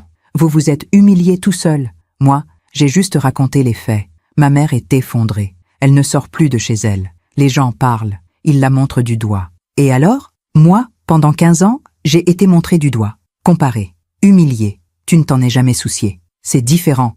Non, c'est exactement pareil. Il a raccroché, en claquant le téléphone. Quelques jours plus tard, j'ai reçu une lettre de Clarisse, une lettre manuscrite, sur un papier épais, crème, avec son en-tête gravée. Je l'ai ouverte, les mains tremblantes. Théa, je t'écris cette lettre parce que je ne peux plus supporter le silence. Tu as détruit ma famille, mon fils, mon entreprise, ma réputation. Tout ce que mon mari a construit, tu l'as sali. Tu nous as traînés dans la boue. Pourquoi? Pour de l'argent? Pour te venger? Je pensais que tu étais une femme bien. J'avais tort. Tu n'es qu'une calculatrice, une ingrate, une femme sans cœur. J'espère que tu es fière de toi. Je ne te pardonnerai jamais, Clarisse Valadon. J'ai relu la lettre, 2 fois, 3 fois, puis j'ai fait quelque chose que je n'aurais jamais imaginé faire. J'ai ri, un rire profond, libérateur, parce que cette lettre pleine de venin, de rage, d'aveuglement, était la preuve ultime. Clarisse ne comprenait toujours pas. Elle se considérait comme la victime. Elle, pas moi. J'ai posé la lettre sur la table. Je n'ai pas répondu. Parce que certaines personnes ne méritent pas de réponse. Certaines personnes ne comprendront jamais. Et ce n'était plus mon problème. En mai, le divorce a été prononcé officiellement. J'ai reçu le jugement par courrier. Un document froid, administratif, qui mettait fin à 15 ans de mariage en 3 pages. Le divorce est prononcé au tort partagé. Tort partagé. J'ai souri amèrement. Même la justice trouvait un moyen de m'accuser. Mais peu importait. J'étais libre. Un soir, je suis retourné sur les quais de Seine, là où j'avais pleuré après le dîner de Noël. Cette fois, il faisait doux. Le soleil se couchait, des couleurs roses et dorées sur l'eau. J'ai regardé le fleuve, son mouvement constant, imperturbable. Et j'ai pensé, la vie est comme ça. Elle coule, elle continue, même quand on a l'impression qu'elle s'est arrêtée. J'ai sorti mon carnet Bordeaux de mon sac, ce carnet qui m'avait accompagné pendant 15 ans. Je l'ai ouvert. J'ai relu la dernière phrase que j'avais écrite. Ce carnet n'est pas un registre de comptes, c'est la preuve que j'ai existé. Puis j'ai écrit une nouvelle phrase, la dernière. Et maintenant, je commence à vivre. J'ai refermé le carnet. Je l'ai serré contre moi. Je ne l'ai pas jeté, parce qu'il faisait partie de mon histoire. Mais je n'en avais plus besoin. Quelques semaines plus tard, j'ai appris que Textiles Valadon était en difficulté. Pas une faillite, pas encore, mais des difficultés financières importantes. Le prêt contracté pour me rembourser pesait lourd. Très lourd. Ils avaient dû licencier 3 employés, fermer la boutique du Marais, celle que j'avais financée. Jean-Philippe et Clarisse travaillaient jour et nuit pour maintenir l'entreprise à flot. Camille était partie, retournée à Milan. Apparemment, l'amour ne suffisait pas quand les comptes étaient dans le rouge. Un ami commun m'a raconté, Jean-Philippe est épuisé, Clarisse aussi. Ils ont vieilli de 10 ans en quelques mois. J'ai écouté, sans commentaire. Tu ne ressens rien? Pas de pitié? Si, de la pitié. Mais pas pour eux, pour le temps que j'ai perdu. Un jour, je suis tombée sur Jean-Philippe par hasard, dans une boulangerie du 6e arrondissement. Il faisait la queue. Je suis entrée. Nos regards se sont croisés. Il a pâli. Il a hésité, puis il s'est approché. Théa. Jean-Philippe. Un silence gêné. Comment vas-tu? Bien, très bien même. Tant mieux. Il avait maigri. Des cernes sous les yeux, des cheveux gris sur les tempes. Et toi? Il a haussé les épaules. On survit. L'entreprise tient le coup. Mais c'est dur. Je vois. Camille est partie. J'ai entendu. Elle n'a pas supporté la pression. Les dettes, les critiques. Dommage. Il m'a regardé. Longuement. Tu as eu ce que tu voulais, Théa. Vraiment? Et qu'est-ce que je voulais, selon toi? Nous détruire. J'ai secoué la tête. Non. Je voulais juste récupérer ma dignité. Si ça vous a détruit, c'est parce que vous étiez construit sur mes sacrifices, pas sur du solide. Il n'a rien répondu. Je dois y aller. Bonne continuation, Jean-Philippe. Théa, attends, je me suis retournée. Oui, je suis désolée. Pour tout. J'ai souri, tristement. Moi aussi. Et je suis partie. Ce soir-là, je me suis regardée dans le miroir. J'avais 55 ans. Des cheveux gris que je ne teignais plus. Des rides, des cernes. Mais mes yeux brillaient, d'une lumière que je ne leur avais pas vue depuis longtemps. J'étais fatiguée, meurtrie, reconstruite. Mais j'étais moi, entièrement moi. J'ai pensé à ma mère, décédée 10 ans plus tôt. Elle me disait toujours, « Théa, n'oublie jamais qui tu es, même quand on essaie de t'effacer. » J'avais oublié. Pendant 15 ans, j'avais oublié. Mais maintenant, je me souvenais. Quelques jours plus tard, une femme m'a contactée via LinkedIn. Elle s'appelait Isabelle, 52 ans, divorcée récemment. Elle avait lu l'article dans Le Monde économique. « Madame Roussel, je voulais juste vous dire merci. » Pourquoi? Parce que votre histoire m'a donné le courage de partir. J'étais dans la même situation, mariée à un homme qui me prenait tout, mon argent, mon temps, mon âme. Et maintenant, je suis libre, comme vous. J'ai souri. Alors ça valait la peine. Quoi? De raconter mon histoire. Si elle a aidé ne serait-ce qu'une femme, alors ça valait la peine. Juin est arrivé. L'été, la lumière, la chaleur. Je me suis inscrite à des cours de peinture. Quelque chose que j'avais toujours voulu faire, mais que je n'avais jamais eu le temps. Le premier jour, le professeur m'a demandé « Qu'est-ce que vous voulez peindre ?» J'ai réfléchi. « Moi-même. Je veux me peindre moi-même. » Il a souri. « C'est le sujet le plus difficile. Je sais. » Le soir, seul dans mon petit appartement, j'ai ouvert une bouteille de vin, un bon vin, celui que je n'achetais jamais parce que c'était trop cher ou pour les occasions spéciales. Mais ce soir, j'ai décidé que ma vie était une occasion spéciale. J'ai bu, lentement, en regardant par la fenêtre, les toits de Paris, le ciel qui virait aux roses. Et j'ai pensé, j'ai perdu 15 ans, j'ai perdu un mari, une famille, une illusion. Mais j'ai gagné quelque chose de bien plus précieux.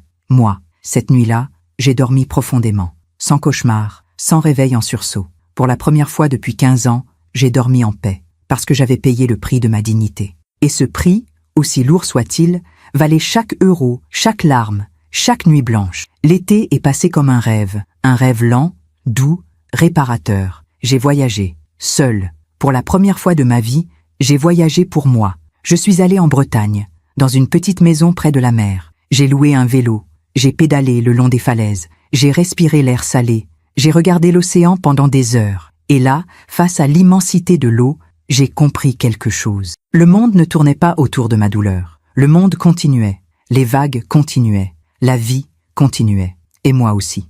Un matin, assise sur une plage déserte, j'ai sorti mon carnet Bordeaux. Je ne l'avais pas ouvert depuis des semaines. Je l'ai feuilleté, lentement, page après page. Tous ces chiffres, toutes ces preuves, toute cette documentation minutieuse de mon effacement. Et puis, j'ai fait quelque chose d'inattendu. J'ai pris un stylo. Et sur la dernière page blanche, j'ai écrit « Je pardonne ». Pas pour eux, pour moi. Parce que porter de la colère, c'est comme porter des pierres. Ça pèse, ça épuise, ça empêche d'avancer. Et moi, je voulais avancer. Légère, libre. En septembre, de retour à Paris, j'ai reçu un appel étrange. Une voix de femme, jeune, hésitante. « Madame Roussel, je m'appelle Élise. Élise Dumont. Je travaillais chez Textile Valadon. Enfin, je travaillais. Jusqu'à ce qu'on me licencie. Je vois. Je suis désolée. Non, ce n'est pas pour ça que j'appelle. C'est pour autre chose. Oui, je voulais vous dire merci. Me remercier? Pourquoi? Parce que vous êtes parti. Parce que vous avez osé demander justice. Et ça m'a ouvert les yeux. Elle a pris une grande respiration. J'ai travaillé là-bas pendant 3 ans, comme comptable. Et j'ai vu comment ils parlaient de vous. Comment ils effaçaient votre nom des documents. Comment ils s'attribuaient tout. Je sais, mais moi, j'avais peur de dire quelque chose, peur de perdre mon travail. Alors je me suis tue. et j'ai honte. Ne culpabilisez pas. Le silence, c'est une protection. Je comprends. Vous ne m'en voulez pas? Pourquoi je vous en voudrais? Vous n'êtes pas responsable de leur choix. Elle a pleuré au téléphone, doucement. Merci de dire ça. Élise, qu'allez-vous faire maintenant? Je cherche un autre travail, quelque chose de mieux, quelque part où on me respecte. Envoyez-moi votre CV. J'ai des contacts, je peux peut-être vous aider. Vraiment? Oui, vraiment. Une semaine plus tard, j'avais trouvé un poste pour Élise, dans une entreprise sérieuse, avec un bon salaire, un contrat en bonne et due forme. Elle m'a appelé en pleurant de joie. Madame Roussel, je ne sais pas comment vous remercier. Vous n'avez pas à me remercier. Vous méritez cette chance. Vous êtes une personne extraordinaire. Non, je suis juste une personne qui comprend ce que c'est d'être invisible. Ce geste, aider Élise, m'a fait plus de bien que toutes les thérapies du monde, parce qu'il m'a rappelé quelque chose d'essentiel. La vraie victoire n'est pas dans la vengeance, elle est dans la reconstruction, dans le fait de transformer la douleur en quelque chose d'utile, de beau. En octobre, j'ai reçu une invitation inattendue, une conférence, à la Sorbonne, sur les femmes entrepreneurs et les inégalités dans le monde des affaires. L'organisatrice m'avait contacté après avoir lu l'article dans Le Monde économique. Madame Roussel, nous aimerions que vous interveniez, que vous racontiez votre parcours. Moi? Parler en public? Oui. Votre histoire est importante. Elle peut inspirer d'autres femmes. J'ai hésité, longtemps. Parler en public de ma vie, de mon échec, de ma reconstruction. C'était effrayant, mais aussi libérateur. D'accord, j'accepte. Le jour de la conférence, j'étais terrorisée. Il y avait plus de 200 personnes dans l'amphithéâtre, des femmes surtout, mais aussi des hommes, des étudiants, des professeurs, des entrepreneurs. Je suis montée sur scène, les jambes tremblantes, le cœur battant. J'ai regardé la salle, toutes ces personnes, qui m'attendaient, qui voulaient m'écouter, et j'ai commencé. Bonjour, je m'appelle Théa Roussel, j'ai 55 ans, et pendant 15 ans, j'ai été invisible. Un silence, attentif, respectueux.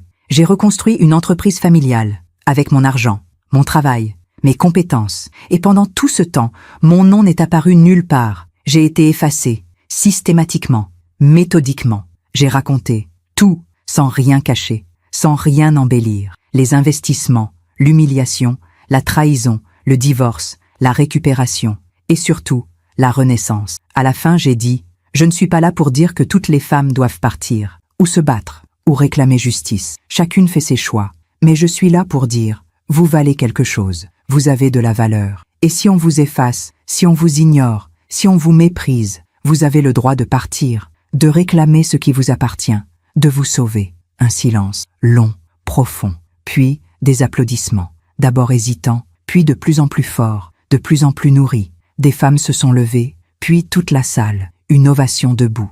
J'ai regardé tous ces visages, émus, reconnaissants, et j'ai compris. Ma douleur avait un sens, elle servait à quelque chose, elle éclairait le chemin pour d'autres. Après la conférence, des dizaines de femmes sont venues me parler, des femmes de tous âges, de tous horizons. Merci, votre histoire, c'est la mienne. Je vis exactement la même chose, vous m'avez donné du courage. Je vais partir, grâce à vous, je les ai écoutées, toutes, je leur ai donné mes coordonnées. Je leur ai dit, appelez-moi si vous avez besoin, parce que je savais ce que c'était, la solitude, le doute, la peur. Et si je pouvais aider, ne serait-ce qu'une seule femme, alors tout ce que j'avais vécu avait un sens. Ce soir-là, seule dans mon appartement, j'ai ouvert une bouteille de champagne, pour célébrer. Pas ma victoire sur Jean-Philippe, pas mon argent récupéré, mais ma victoire sur moi-même, sur ma peur, sur mon silence. Quelques jours plus tard, j'ai reçu un message de Camille. Théa, j'ai vu la vidéo de ta conférence à la Sorbonne. C'était magnifique, bouleversant. Je voulais juste te dire, tu es une femme incroyable. Et je regrette tout. Camille, j'ai lu le message plusieurs fois. Puis j'ai répondu, merci Camille. Je te souhaite de trouver ta propre paix. Théa, court, simple, sans rancune. Parce que Camille n'était pas mon ennemie. Elle était juste une autre femme piégée dans le même système. Le même besoin d'être aimée, validée, choisie. On était toutes les deux victimes, à notre manière. Novembre est arrivé. Les feuilles tombaient. Paris se couvrait de brume. Un après-midi, je marchais boulevard Saint-Germain quand j'ai croisé une femme élégante, cheveux blancs, manteau de cachemire. Elle m'a regardé, longuement, puis elle s'est approchée. Théa, je l'ai reconnue, Madame Lefebvre, une amie de Clarisse, une femme que j'avais vue à de nombreux dîners. Bonjour Madame Lefebvre, je voulais te dire quelque chose. Oui, Elle a hésité. Puis, j'ai lu l'article, j'ai vu ta conférence, et j'ai honte. Honte. Pourquoi? Parce que j'étais là, à tous ces dîners, à tous ces événements, et je voyais comment Clarisse te traitait, comment Jean-Philippe t'ignorait, et je n'ai rien dit. Vous n'aviez pas à dire quelque chose. Si, j'aurais dû, mais je me suis tue, par politesse, par lâcheté. Elle avait les larmes aux yeux. Tu sais, je vis la même chose, avec mon mari, depuis 30 ans. Je l'ai aidé à construire son cabinet d'avocat, avec l'argent de ma famille, mon réseau, mon soutien. Et maintenant, il me présente comme la femme de Maître Lefebvre, pas comme une associée, pas comme une partenaire, juste la femme. Elle a essuyé une larme. Ton histoire m'a réveillée, mais il est trop tard pour moi. J'ai 70 ans. Je n'ai plus le courage de partir. Je lui ai pris la main. Il n'est jamais trop tard. Vous méritez d'être reconnu. Vous méritez d'exister. Elle a serré ma main. Merci. Merci de m'avoir montré que c'était possible. En rentrant chez moi, j'ai pleuré. Pour Madame Lefebvre, pour toutes ces femmes invisibles, pour toutes ces vies effacées. Mais j'ai aussi ressenti quelque chose d'autre. De la gratitude. Gratitude d'avoir eu le courage de partir, d'avoir réclamé ma place, d'avoir refusé de disparaître. Décembre approchait. Noël. L'anniversaire de tout. 1 an plus tôt, je m'étais levée de cette table. J'avais ouvert ce dossier. J'avais dit non. Et ma vie avait basculé. Quelques jours avant Noël, j'ai reçu une lettre de Jean-Philippe. Pas une lettre de rage, cette fois. Quelque chose d'autre. Théa, je t'écris cette lettre parce que je te dois des excuses. De vraies excuses. J'ai passé l'année à t'en vouloir, à te blâmer, à te voir comme l'ennemi. Mais hier, j'ai regardé des photos, de nous, de notre mariage, des premières années, et j'ai vu quelque chose que je n'avais jamais vu avant. Ton regard. Sur toutes ces photos, tu me regardais avec amour, avec espoir, avec dévotion. Et moi, je regardais ailleurs, toujours ailleurs. Tu avais raison. Je ne t'ai jamais aimé, pas comme tu le méritais. Je t'ai utilisé pour sauver l'entreprise, pour plaire à ma mère, pour reconstruire ce que j'avais détruit. Et toi, tu as tout donné, tout, sans rien demander en retour. Je ne cherche pas ton pardon, je ne le mérite pas. Je voulais juste que tu saches, tu avais raison. Surtout, l'entreprise survit, difficilement, mais elle survit. Ma mère a vieilli, beaucoup. Elle ne parle plus, elle reste chez elle. Elle regrette, je crois, mais elle ne le dira jamais. Moi, je suis fatiguée, seule, et je réalise que j'ai tout perdu. Pas l'argent, pas l'entreprise, toi. J'ai perdu la seule personne qui croyait vraiment en moi. Je te souhaite tout le bonheur du monde, Théa. Tu le mérites, Jean-Philippe. J'ai lu cette lettre 3 fois, puis je l'ai posée sur la table. Et j'ai ressenti rien, pas de colère, pas de satisfaction, pas de pitié, juste de l'indifférence. Parce qu'il était trop tard, pas pour lui pardonner, je lui avais déjà pardonné, mais pour qu'il redevienne important dans ma vie. Il faisait partie du passé. Et moi, j'étais tournée vers l'avenir. J'ai décidé de répondre, brièvement. Jean-Philippe, merci pour ta lettre, j'apprécie ton honnêteté. Je te souhaite aussi du bonheur et de la paix. Le temps guérit tout, même ce qui semble irréparable. Théa, court, serein, sans amertume, parce que je n'avais plus besoin de me battre, je n'avais plus besoin de prouver quoi que ce soit. J'avais gagné la seule bataille qui comptait, celle avec moi-même. Le soir du réveillon, je ne suis pas allée chez ma famille, je n'ai pas organisé de dîner, je n'ai invité personne. J'ai préparé un repas simple, pour moi, seul, du saumon fumé, une salade, un verre de vin blanc. J'ai mis de la musique, du Chopin, doux, mélancolique, beau, et j'ai dîné, seul, à ma table, dans mon appartement. Mais je ne me suis pas sentie seule, parce que, pour la première fois depuis longtemps, j'étais en paix avec moi-même. À minuit, j'ai ouvert la fenêtre, le froid de décembre est entré. Les lumières de Paris scintillaient. J'ai pensé à tout le chemin parcouru, à la femme que j'avais été, à celle que j'étais devenue, et j'ai souri. Quelques jours après Noël, j'ai reçu un colis, sans expéditeur. À l'intérieur, il y avait un objet enveloppé dans du papier de soie. Je l'ai déballé. C'était une photo, encadrée, ancienne. La photo de mon mariage, Jean-Philippe et moi, devant la mairie. Au dos, quelqu'un avait écrit « Tu méritais mieux, je suis désolé, c'est Clarisse ». J'ai regardé cette photo, longtemps, cette jeune femme, pleine d'espoir, d'amour, de naïveté. Elle ne savait pas encore ce qui l'attendait, les années de sacrifice, d'effacement, de douleur. Mais elle ne savait pas non plus qu'elle survivrait, qu'elle se relèverait, qu'elle deviendrait plus forte. J'ai posé la photo sur une étagère, pas cachée, pas exposée, juste là, comme une trace du passé, pas glorieuse, pas honteuse, juste vraie. En janvier, j'ai commencé un nouveau projet, un livre. L'histoire de ces 15 années, racontée avec sincérité, avec nuance, sans haine. Pas pour me venger, pas pour les accuser, mais pour témoigner. Pour dire à toutes ces femmes invisibles, vous n'êtes pas seules, vous avez de la valeur, et vous pouvez vous sauver. J'ai écrit tous les jours, le matin, avant le travail. Les mots coulaient, facilement, naturellement, parce que c'était mon histoire, ma vérité. Un matin, en écrivant, je suis tombée sur une phrase de mon carnet Bordeaux.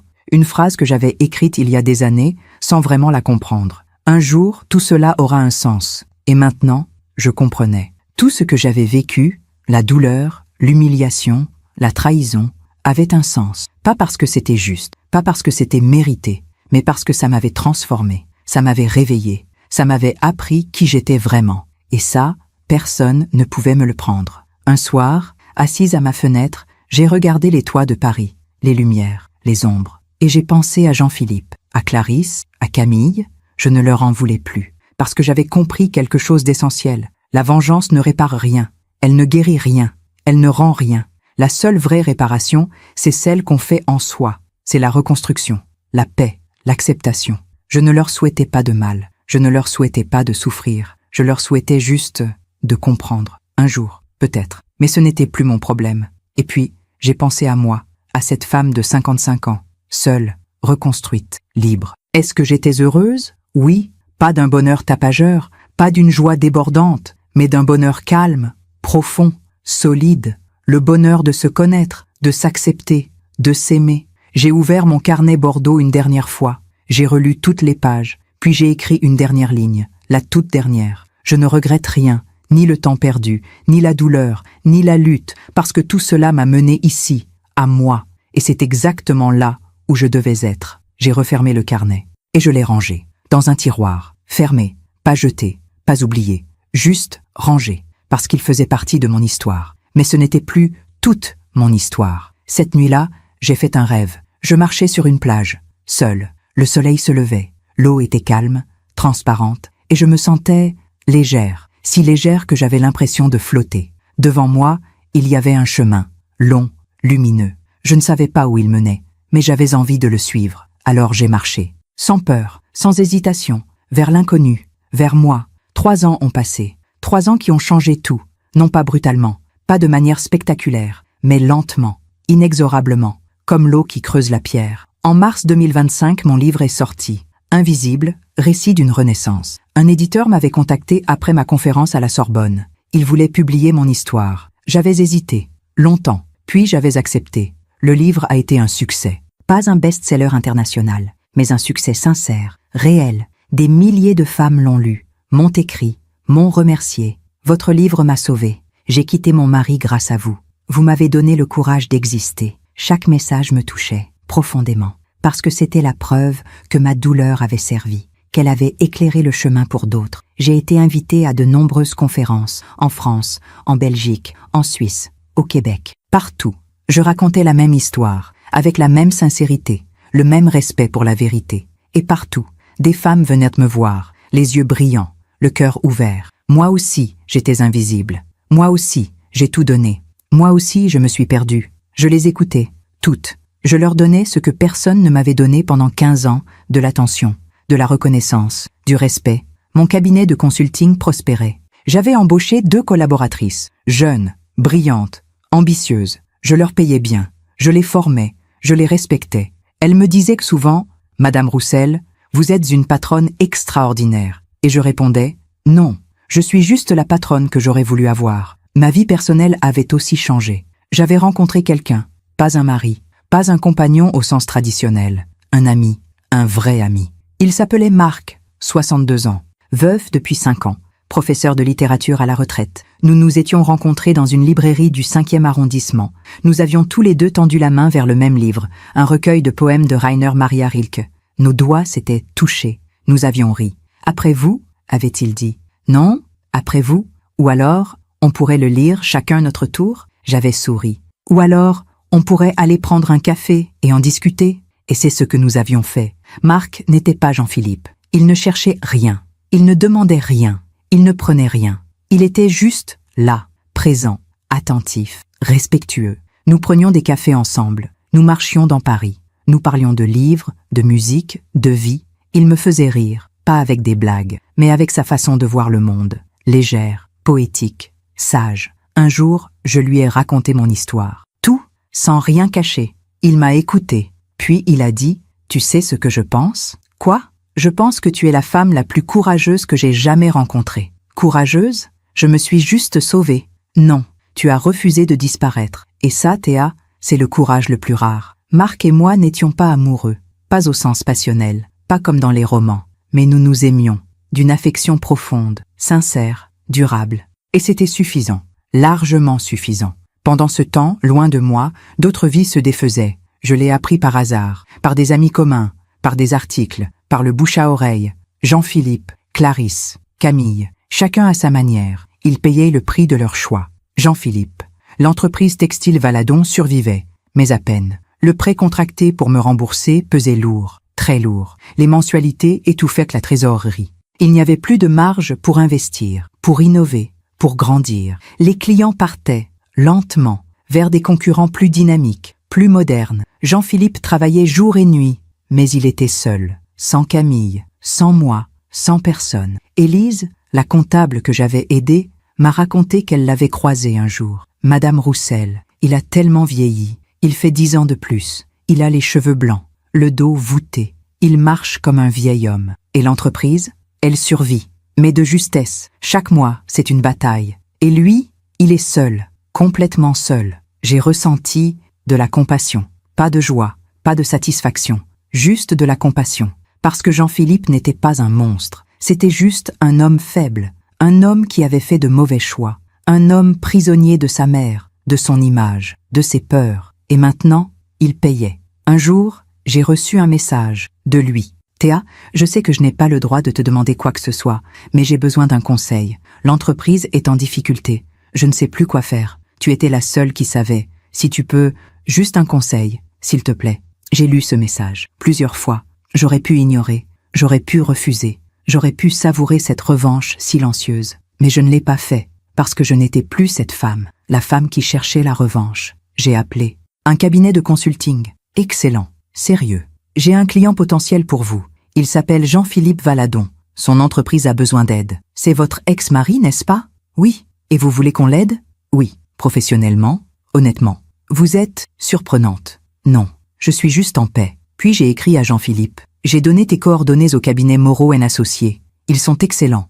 Ils peuvent t'aider. Ce que tu feras de cette aide, c'est ton choix. Bonne chance, Théa. Il a répondu, merci, je ne mérite pas ta gentillesse. Et c'était vrai. Il ne la méritait pas. Mais je ne l'ai pas fait pour lui. Je l'ai fait pour moi. Pour rester fidèle à ce que j'étais devenue. Clarisse. Clarisse avait vieilli aussi. Brutalement. Après la publication de mon livre, où je racontais tout, y compris son rôle, elle était devenue un symbole. Le symbole de ces belles-mères toxiques. De ces matriarches qui écrasent les femmes de leurs fils. Elle ne sortait plus. Elle ne recevait plus. Les amis s'étaient éloignés. Lentement. Discrètement. Mais sûrement. Madame Lefebvre m'a raconté. Clarisse est seule. Complètement seule. Elle passe ses journées dans son appartement. Elle ne voit personne. Jean-Philippe vient une fois par semaine. Par devoir. Mais ils ne se parlent presque plus. Elle regrette? Je ne sais pas. Elle ne l'admettra jamais. Mais je pense que oui. Elle a tout perdu. Son fils la tolère à peine. Son entreprise familiale agonise. Et toi, tu as réussi.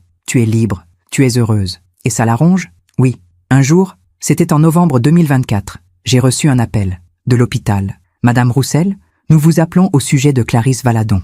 Mon cœur s'est serré. Oui, elle a fait un AVC. Elle est hospitalisée. Elle a demandé à vous voir. Moi? Pourquoi moi? Je ne sais pas. Mais elle insiste. J'ai hésité. Longtemps. Puis je suis allée. Clarisse était allongée dans un lit d'hôpital. Pâle, amaigrie, fragile, si différente de la femme hautaine que j'avais connue. Quand elle m'a vue, ses yeux se sont remplis de larmes. « Théa, tu es venue. » Oui, je me suis assise à côté d'elle, en silence. Elle a pris ma main, faiblement. Je suis désolée. Pourquoi? Pour tout. Pour t'avoir traité comme rien. Pour avoir préféré Camille. Pour avoir dit ces mots horribles. Au dîner de Noël. Oui, silence. Je pensais que je protégeais mon fils, que je protégeais notre nom, notre famille. Mais en réalité, j'ai tout détruit. Elle pleurait, doucement, silencieusement. Jean-Philippe ne me parle presque plus. Il me rend visite par obligation. Mais il ne m'aime plus. je le vois dans ses yeux. Clarisse, et toi, tu étais la meilleure chose qui lui soit arrivée. Et je t'ai chassée. Par orgueil, par bêtise. J'ai serré sa main. C'est fini maintenant. Tu me pardonnes? J'ai réfléchi. Longtemps. Puis j'ai dit, oui, je vous pardonne. Elle a pleuré encore plus fort. Pourquoi? Pourquoi tu me pardonnes? Après tout ce que je t'ai fait? Parce que garder de la rancune, c'est comme boire du poison et espérer que l'autre meure. Je ne veux plus de poison dans ma vie. Elle a hoché la tête, faiblement. Tu es une femme meilleure que moi. Non, je suis juste une femme qui a appris. Je suis restée 1 heure. Nous avons parlé. Pas de tout. Juste de petites choses, de souvenirs, de regrets. Avant de partir, elle m'a dit, « Théa, est-ce que tu es heureuse? Oui, tant mieux. Tu le mérites. Vous aussi, Clarisse. Vous méritez la paix. Je ne sais pas si je la trouverai. Mais merci d'être venue. Je suis partie, le cœur lourd, mais en paix. » Clarisse est sortie de l'hôpital 2 semaines plus tard, mais elle n'était plus la même.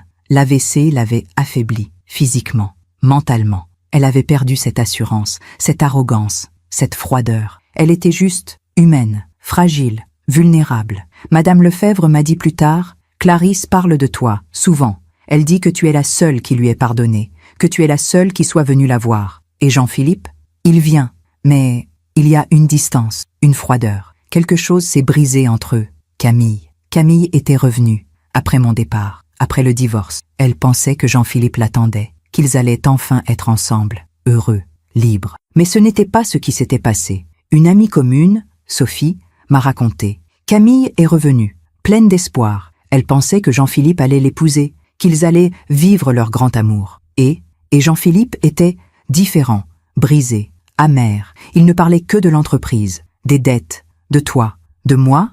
Oui, il disait, Théa avait raison. Théa savait. J'aurais dû l'écouter. Camille a essayé, vraiment.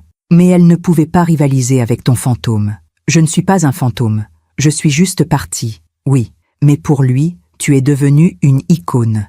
La femme parfaite qu'il a perdue. Camille avait fini par partir. Encore. Définitivement cette fois. Elle avait réalisé que Jean-Philippe ne l'aimait pas vraiment. Qu'il aimait l'idée d'elle, le souvenir d'elle, mais pas la vraie Camille. Et elle, de son côté, avait réalisé qu'elle avait gaspillé des années à attendre un homme qui n'était pas disponible. Émotionnellement, mentalement. Sophie m'a dit, elle regrette. Elle dit qu'elle aurait dû suivre ton exemple. Partir, se reconstruire, au lieu de rester dans l'ombre d'un homme qui ne savait pas ce qu'il voulait. Un jour, j'ai croisé Camille, par hasard, dans un café près de Montparnasse. Elle était seule, un livre ouvert devant elle. Mais elle ne lisait pas. Elle fixait le vide. Je suis passée devant elle. Elle a levé les yeux. Nos regards se sont croisés. Elle a hésité. Puis elle a dit, « Théa, bonjour Camille. Tu veux t'asseoir ?» J'ai hésité, puis je me suis assise. Nous avons commandé du café. Puis Camille a dit, « Je suis désolée. Tu me l'as déjà dit. Je sais. Mais je voulais te le redire. En face. D'accord, tu avais raison. Surtout, Jean-Philippe ne m'aimait pas. Pas vraiment. Il aimait l'idée de moi, le passé, la nostalgie, mais pas moi. Je sais. Et moi, j'ai gaspillé des années, à attendre, à espérer, alors que j'aurais dû faire comme toi, partir, me reconstruire. Il n'est jamais trop tard. Elle a souri, tristement. Tu crois? Oui. Silence. Puis elle a dit, tu es heureuse? Oui, vraiment, vraiment. Comment tu as fait? Après tout ça? J'ai réfléchi. J'ai arrêté d'attendre. J'ai arrêté d'espérer qu'on me reconnaisse, qu'on m'aime, qu'on me voie. J'ai commencé à me reconnaître moi-même, à m'aimer moi-même, à me voir moi-même. Elle a hoché la tête, les larmes aux yeux. C'est beau. Ce n'est pas facile, mais c'est possible. Avant de partir, Camille m'a serré dans ses bras, longuement. Merci d'avoir été digne, même avec moi. On est toutes les deux des femmes qui ont aimé un homme qui ne savait pas aimer. On n'est pas ennemis, on est juste survivantes. Elle a souri, pour la première fois depuis longtemps.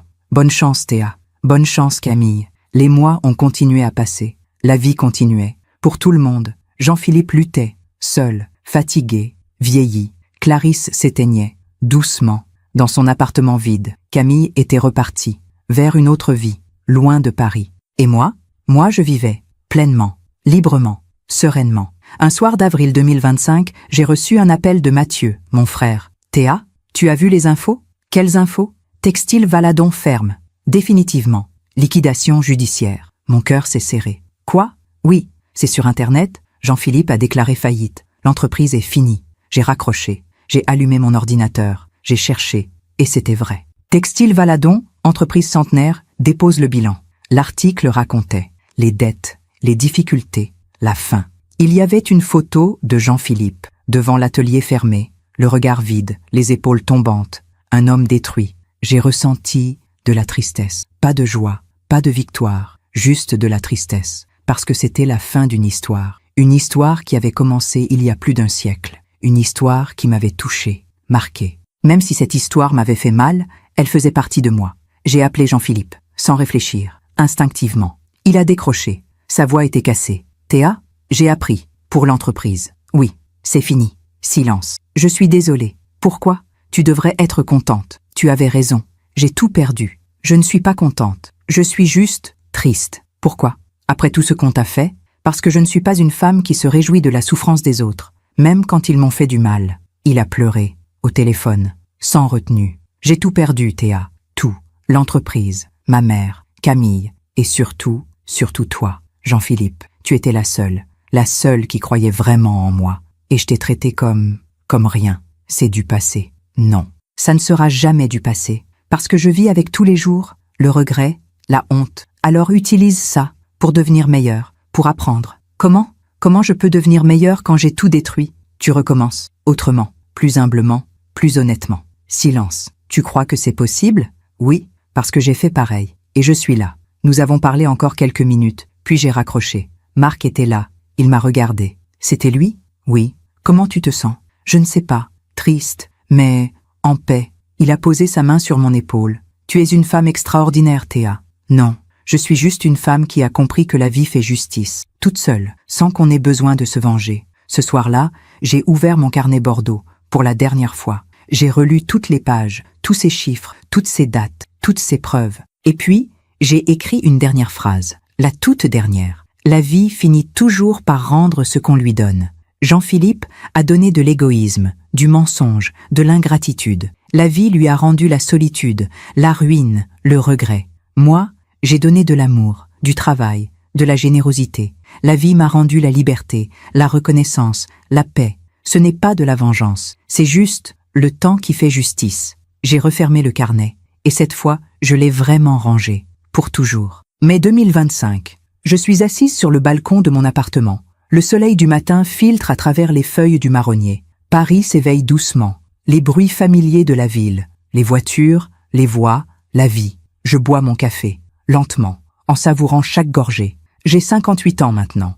Des cheveux blancs que je ne teins plus, des rides que je ne cache plus. Un corps fatigué par les années, mais un esprit enfin apaisé. Et je me demande, comment en suis-je arrivée là? Il y a 4 ans, j'étais une femme brisée, invisible, effacée, vidée. Je passais mes journées à servir une famille qui ne me voyait pas, à financer une entreprise qui n'était pas la mienne, à aimer un homme qui ne m'aimait pas. J'étais une ombre, une présence utile, rien de plus. Et puis, ce soir de Noël, quelque chose s'est cassé, pas brutalement, pas violemment, juste une phrase de trop.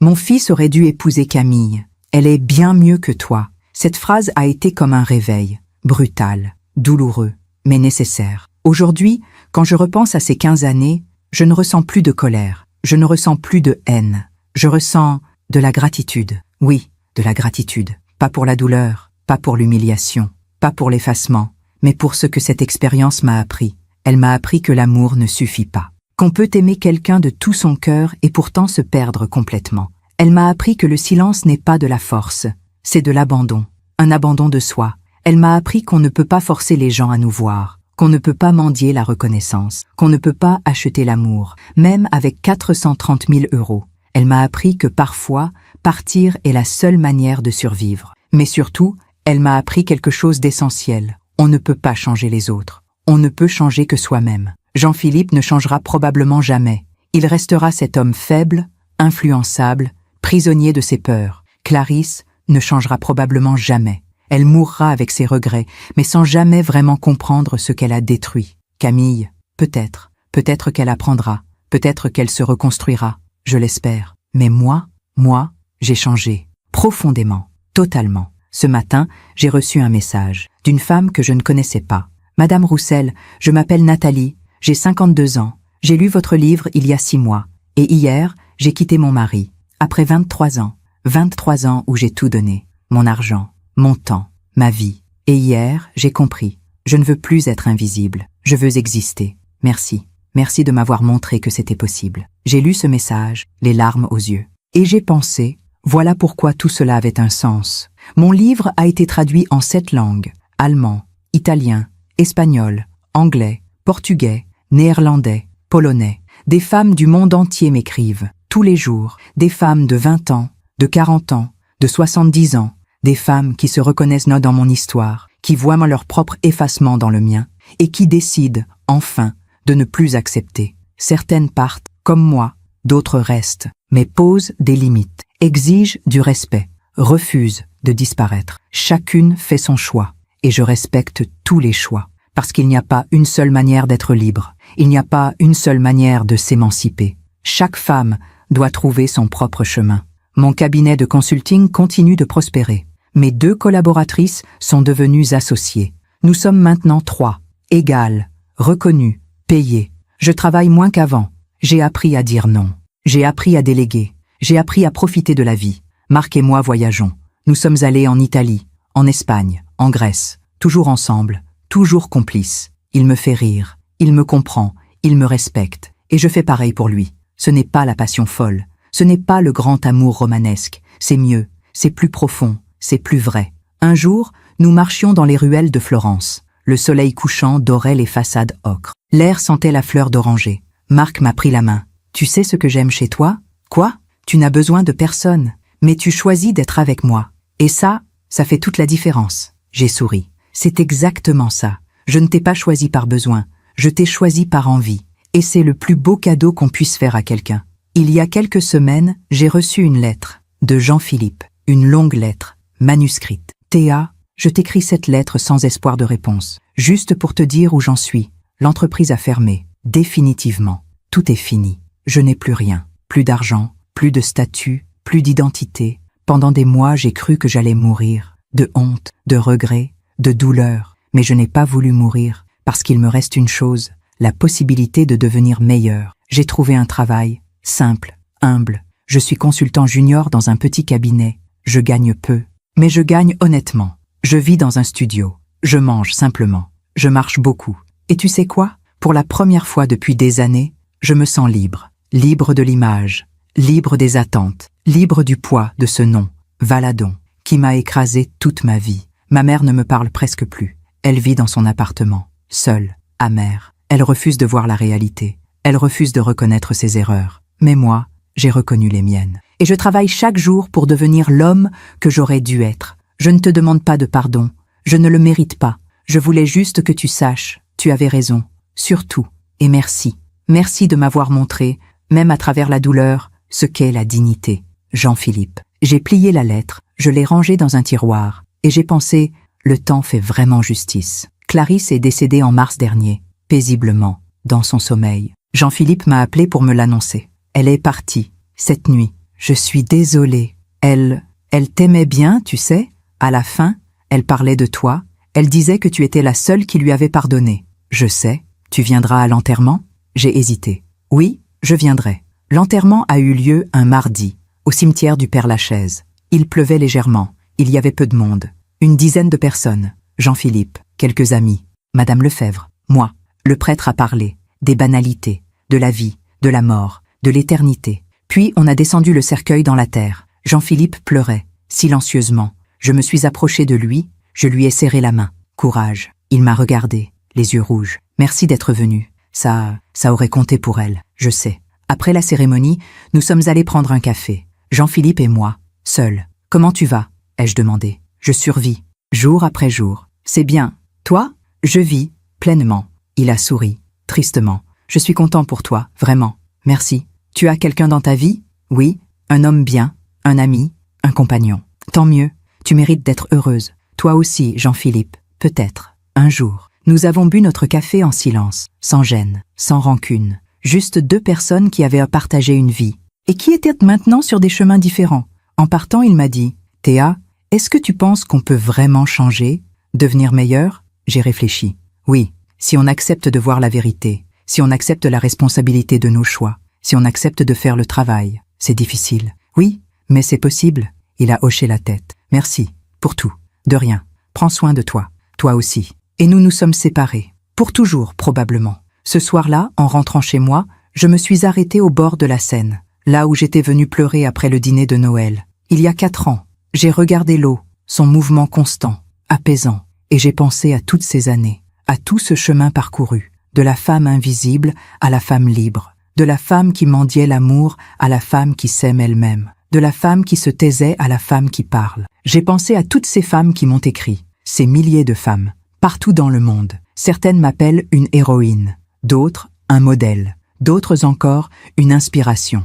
Mais je ne suis rien de tout cela. Je suis juste une femme ordinaire qui a fait un choix extraordinaire, refusé de disparaître. Et ce choix, ce simple choix, a changé ma vie. Hier, j'ai donné ma dernière conférence, à Bruxelles, devant 500 personnes. À la fin, une jeune femme est venue me voir. Elle avait peut-être 30 ans, les yeux brillants. Madame Roussel, je voulais juste vous dire merci. Grâce à vous, j'ai quitté un homme qui me traitait comme rien.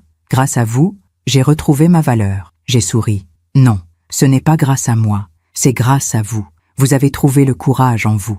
Moi, j'ai juste allumé une petite lumière. Et si cette lumière n'avait pas été là, vous auriez trouvé une autre lumière. Parce que quand on est prêt à voir, on finit toujours par voir. Elle m'a serré dans ses bras, longuement. Je ne vous oublierai jamais, moi non plus. Ce matin, en buvant mon café sur le balcon, je repense à tout cela, à ces 15 années perdues, à ce dîner de Noël, à ce dossier Bordeaux, à ce divorce, à cette reconstruction.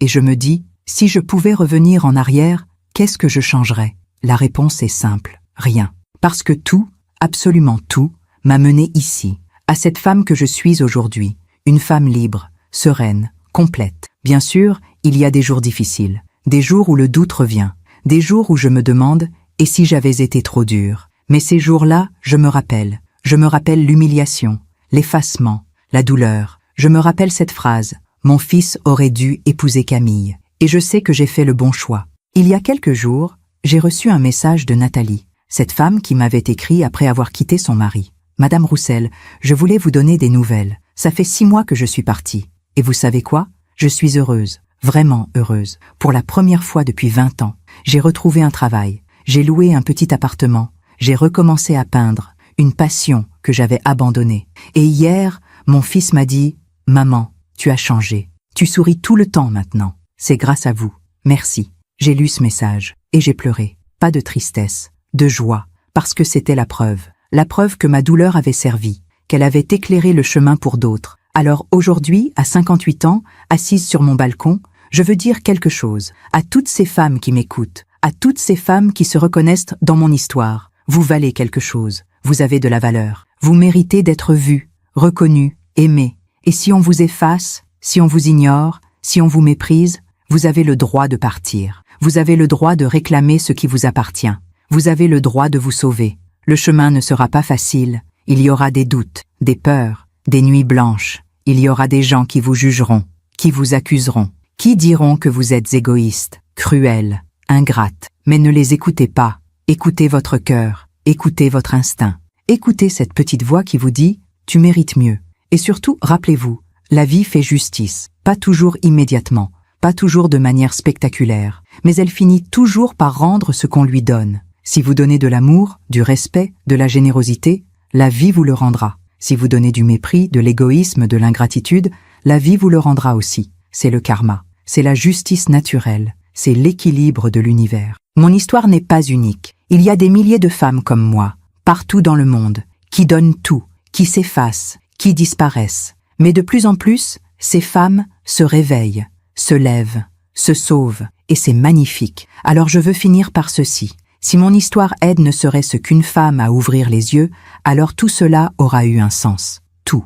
Les 15 années perdues, les 430 000 €, l'humiliation, la douleur, le divorce, la reconstruction. Tout.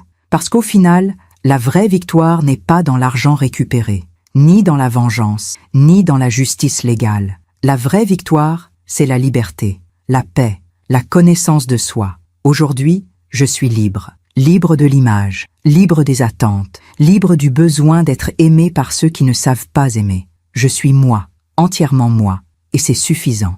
largement suffisant. Ce matin, Marc m'a demandé « À quoi tu penses ?»« À la vie, à tout ce chemin. » Des regrets? Aucun. Vraiment? Vraiment. Parce que sans cette douleur, je ne serais pas devenu qui je suis.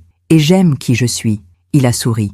Moi aussi, j'aime qui tu es. Alors voilà. Mon histoire se termine ici. Ou plutôt, elle continue. Différemment, autrement, librement. Je ne sais pas ce que l'avenir me réserve. Personne ne le sait. Mais je sais une chose. Je ne disparaîtrai plus jamais. Je suis là. Je suis visible. Je suis entière. Et ça, personne ne pourra jamais me l'enlever. Merci de m'avoir écouté jusqu'au bout. Si cette histoire a touché votre cœur, abonnez-vous et activez la cloche pour entendre d'autres femmes qui ont transformé la douleur en sagesse. Chaque jour, une femme, une leçon de vie. Partagez cette histoire avec quelqu'un que vous aimez. Parfois, une histoire change toute une journée. Que Dieu vous bénisse et à très bientôt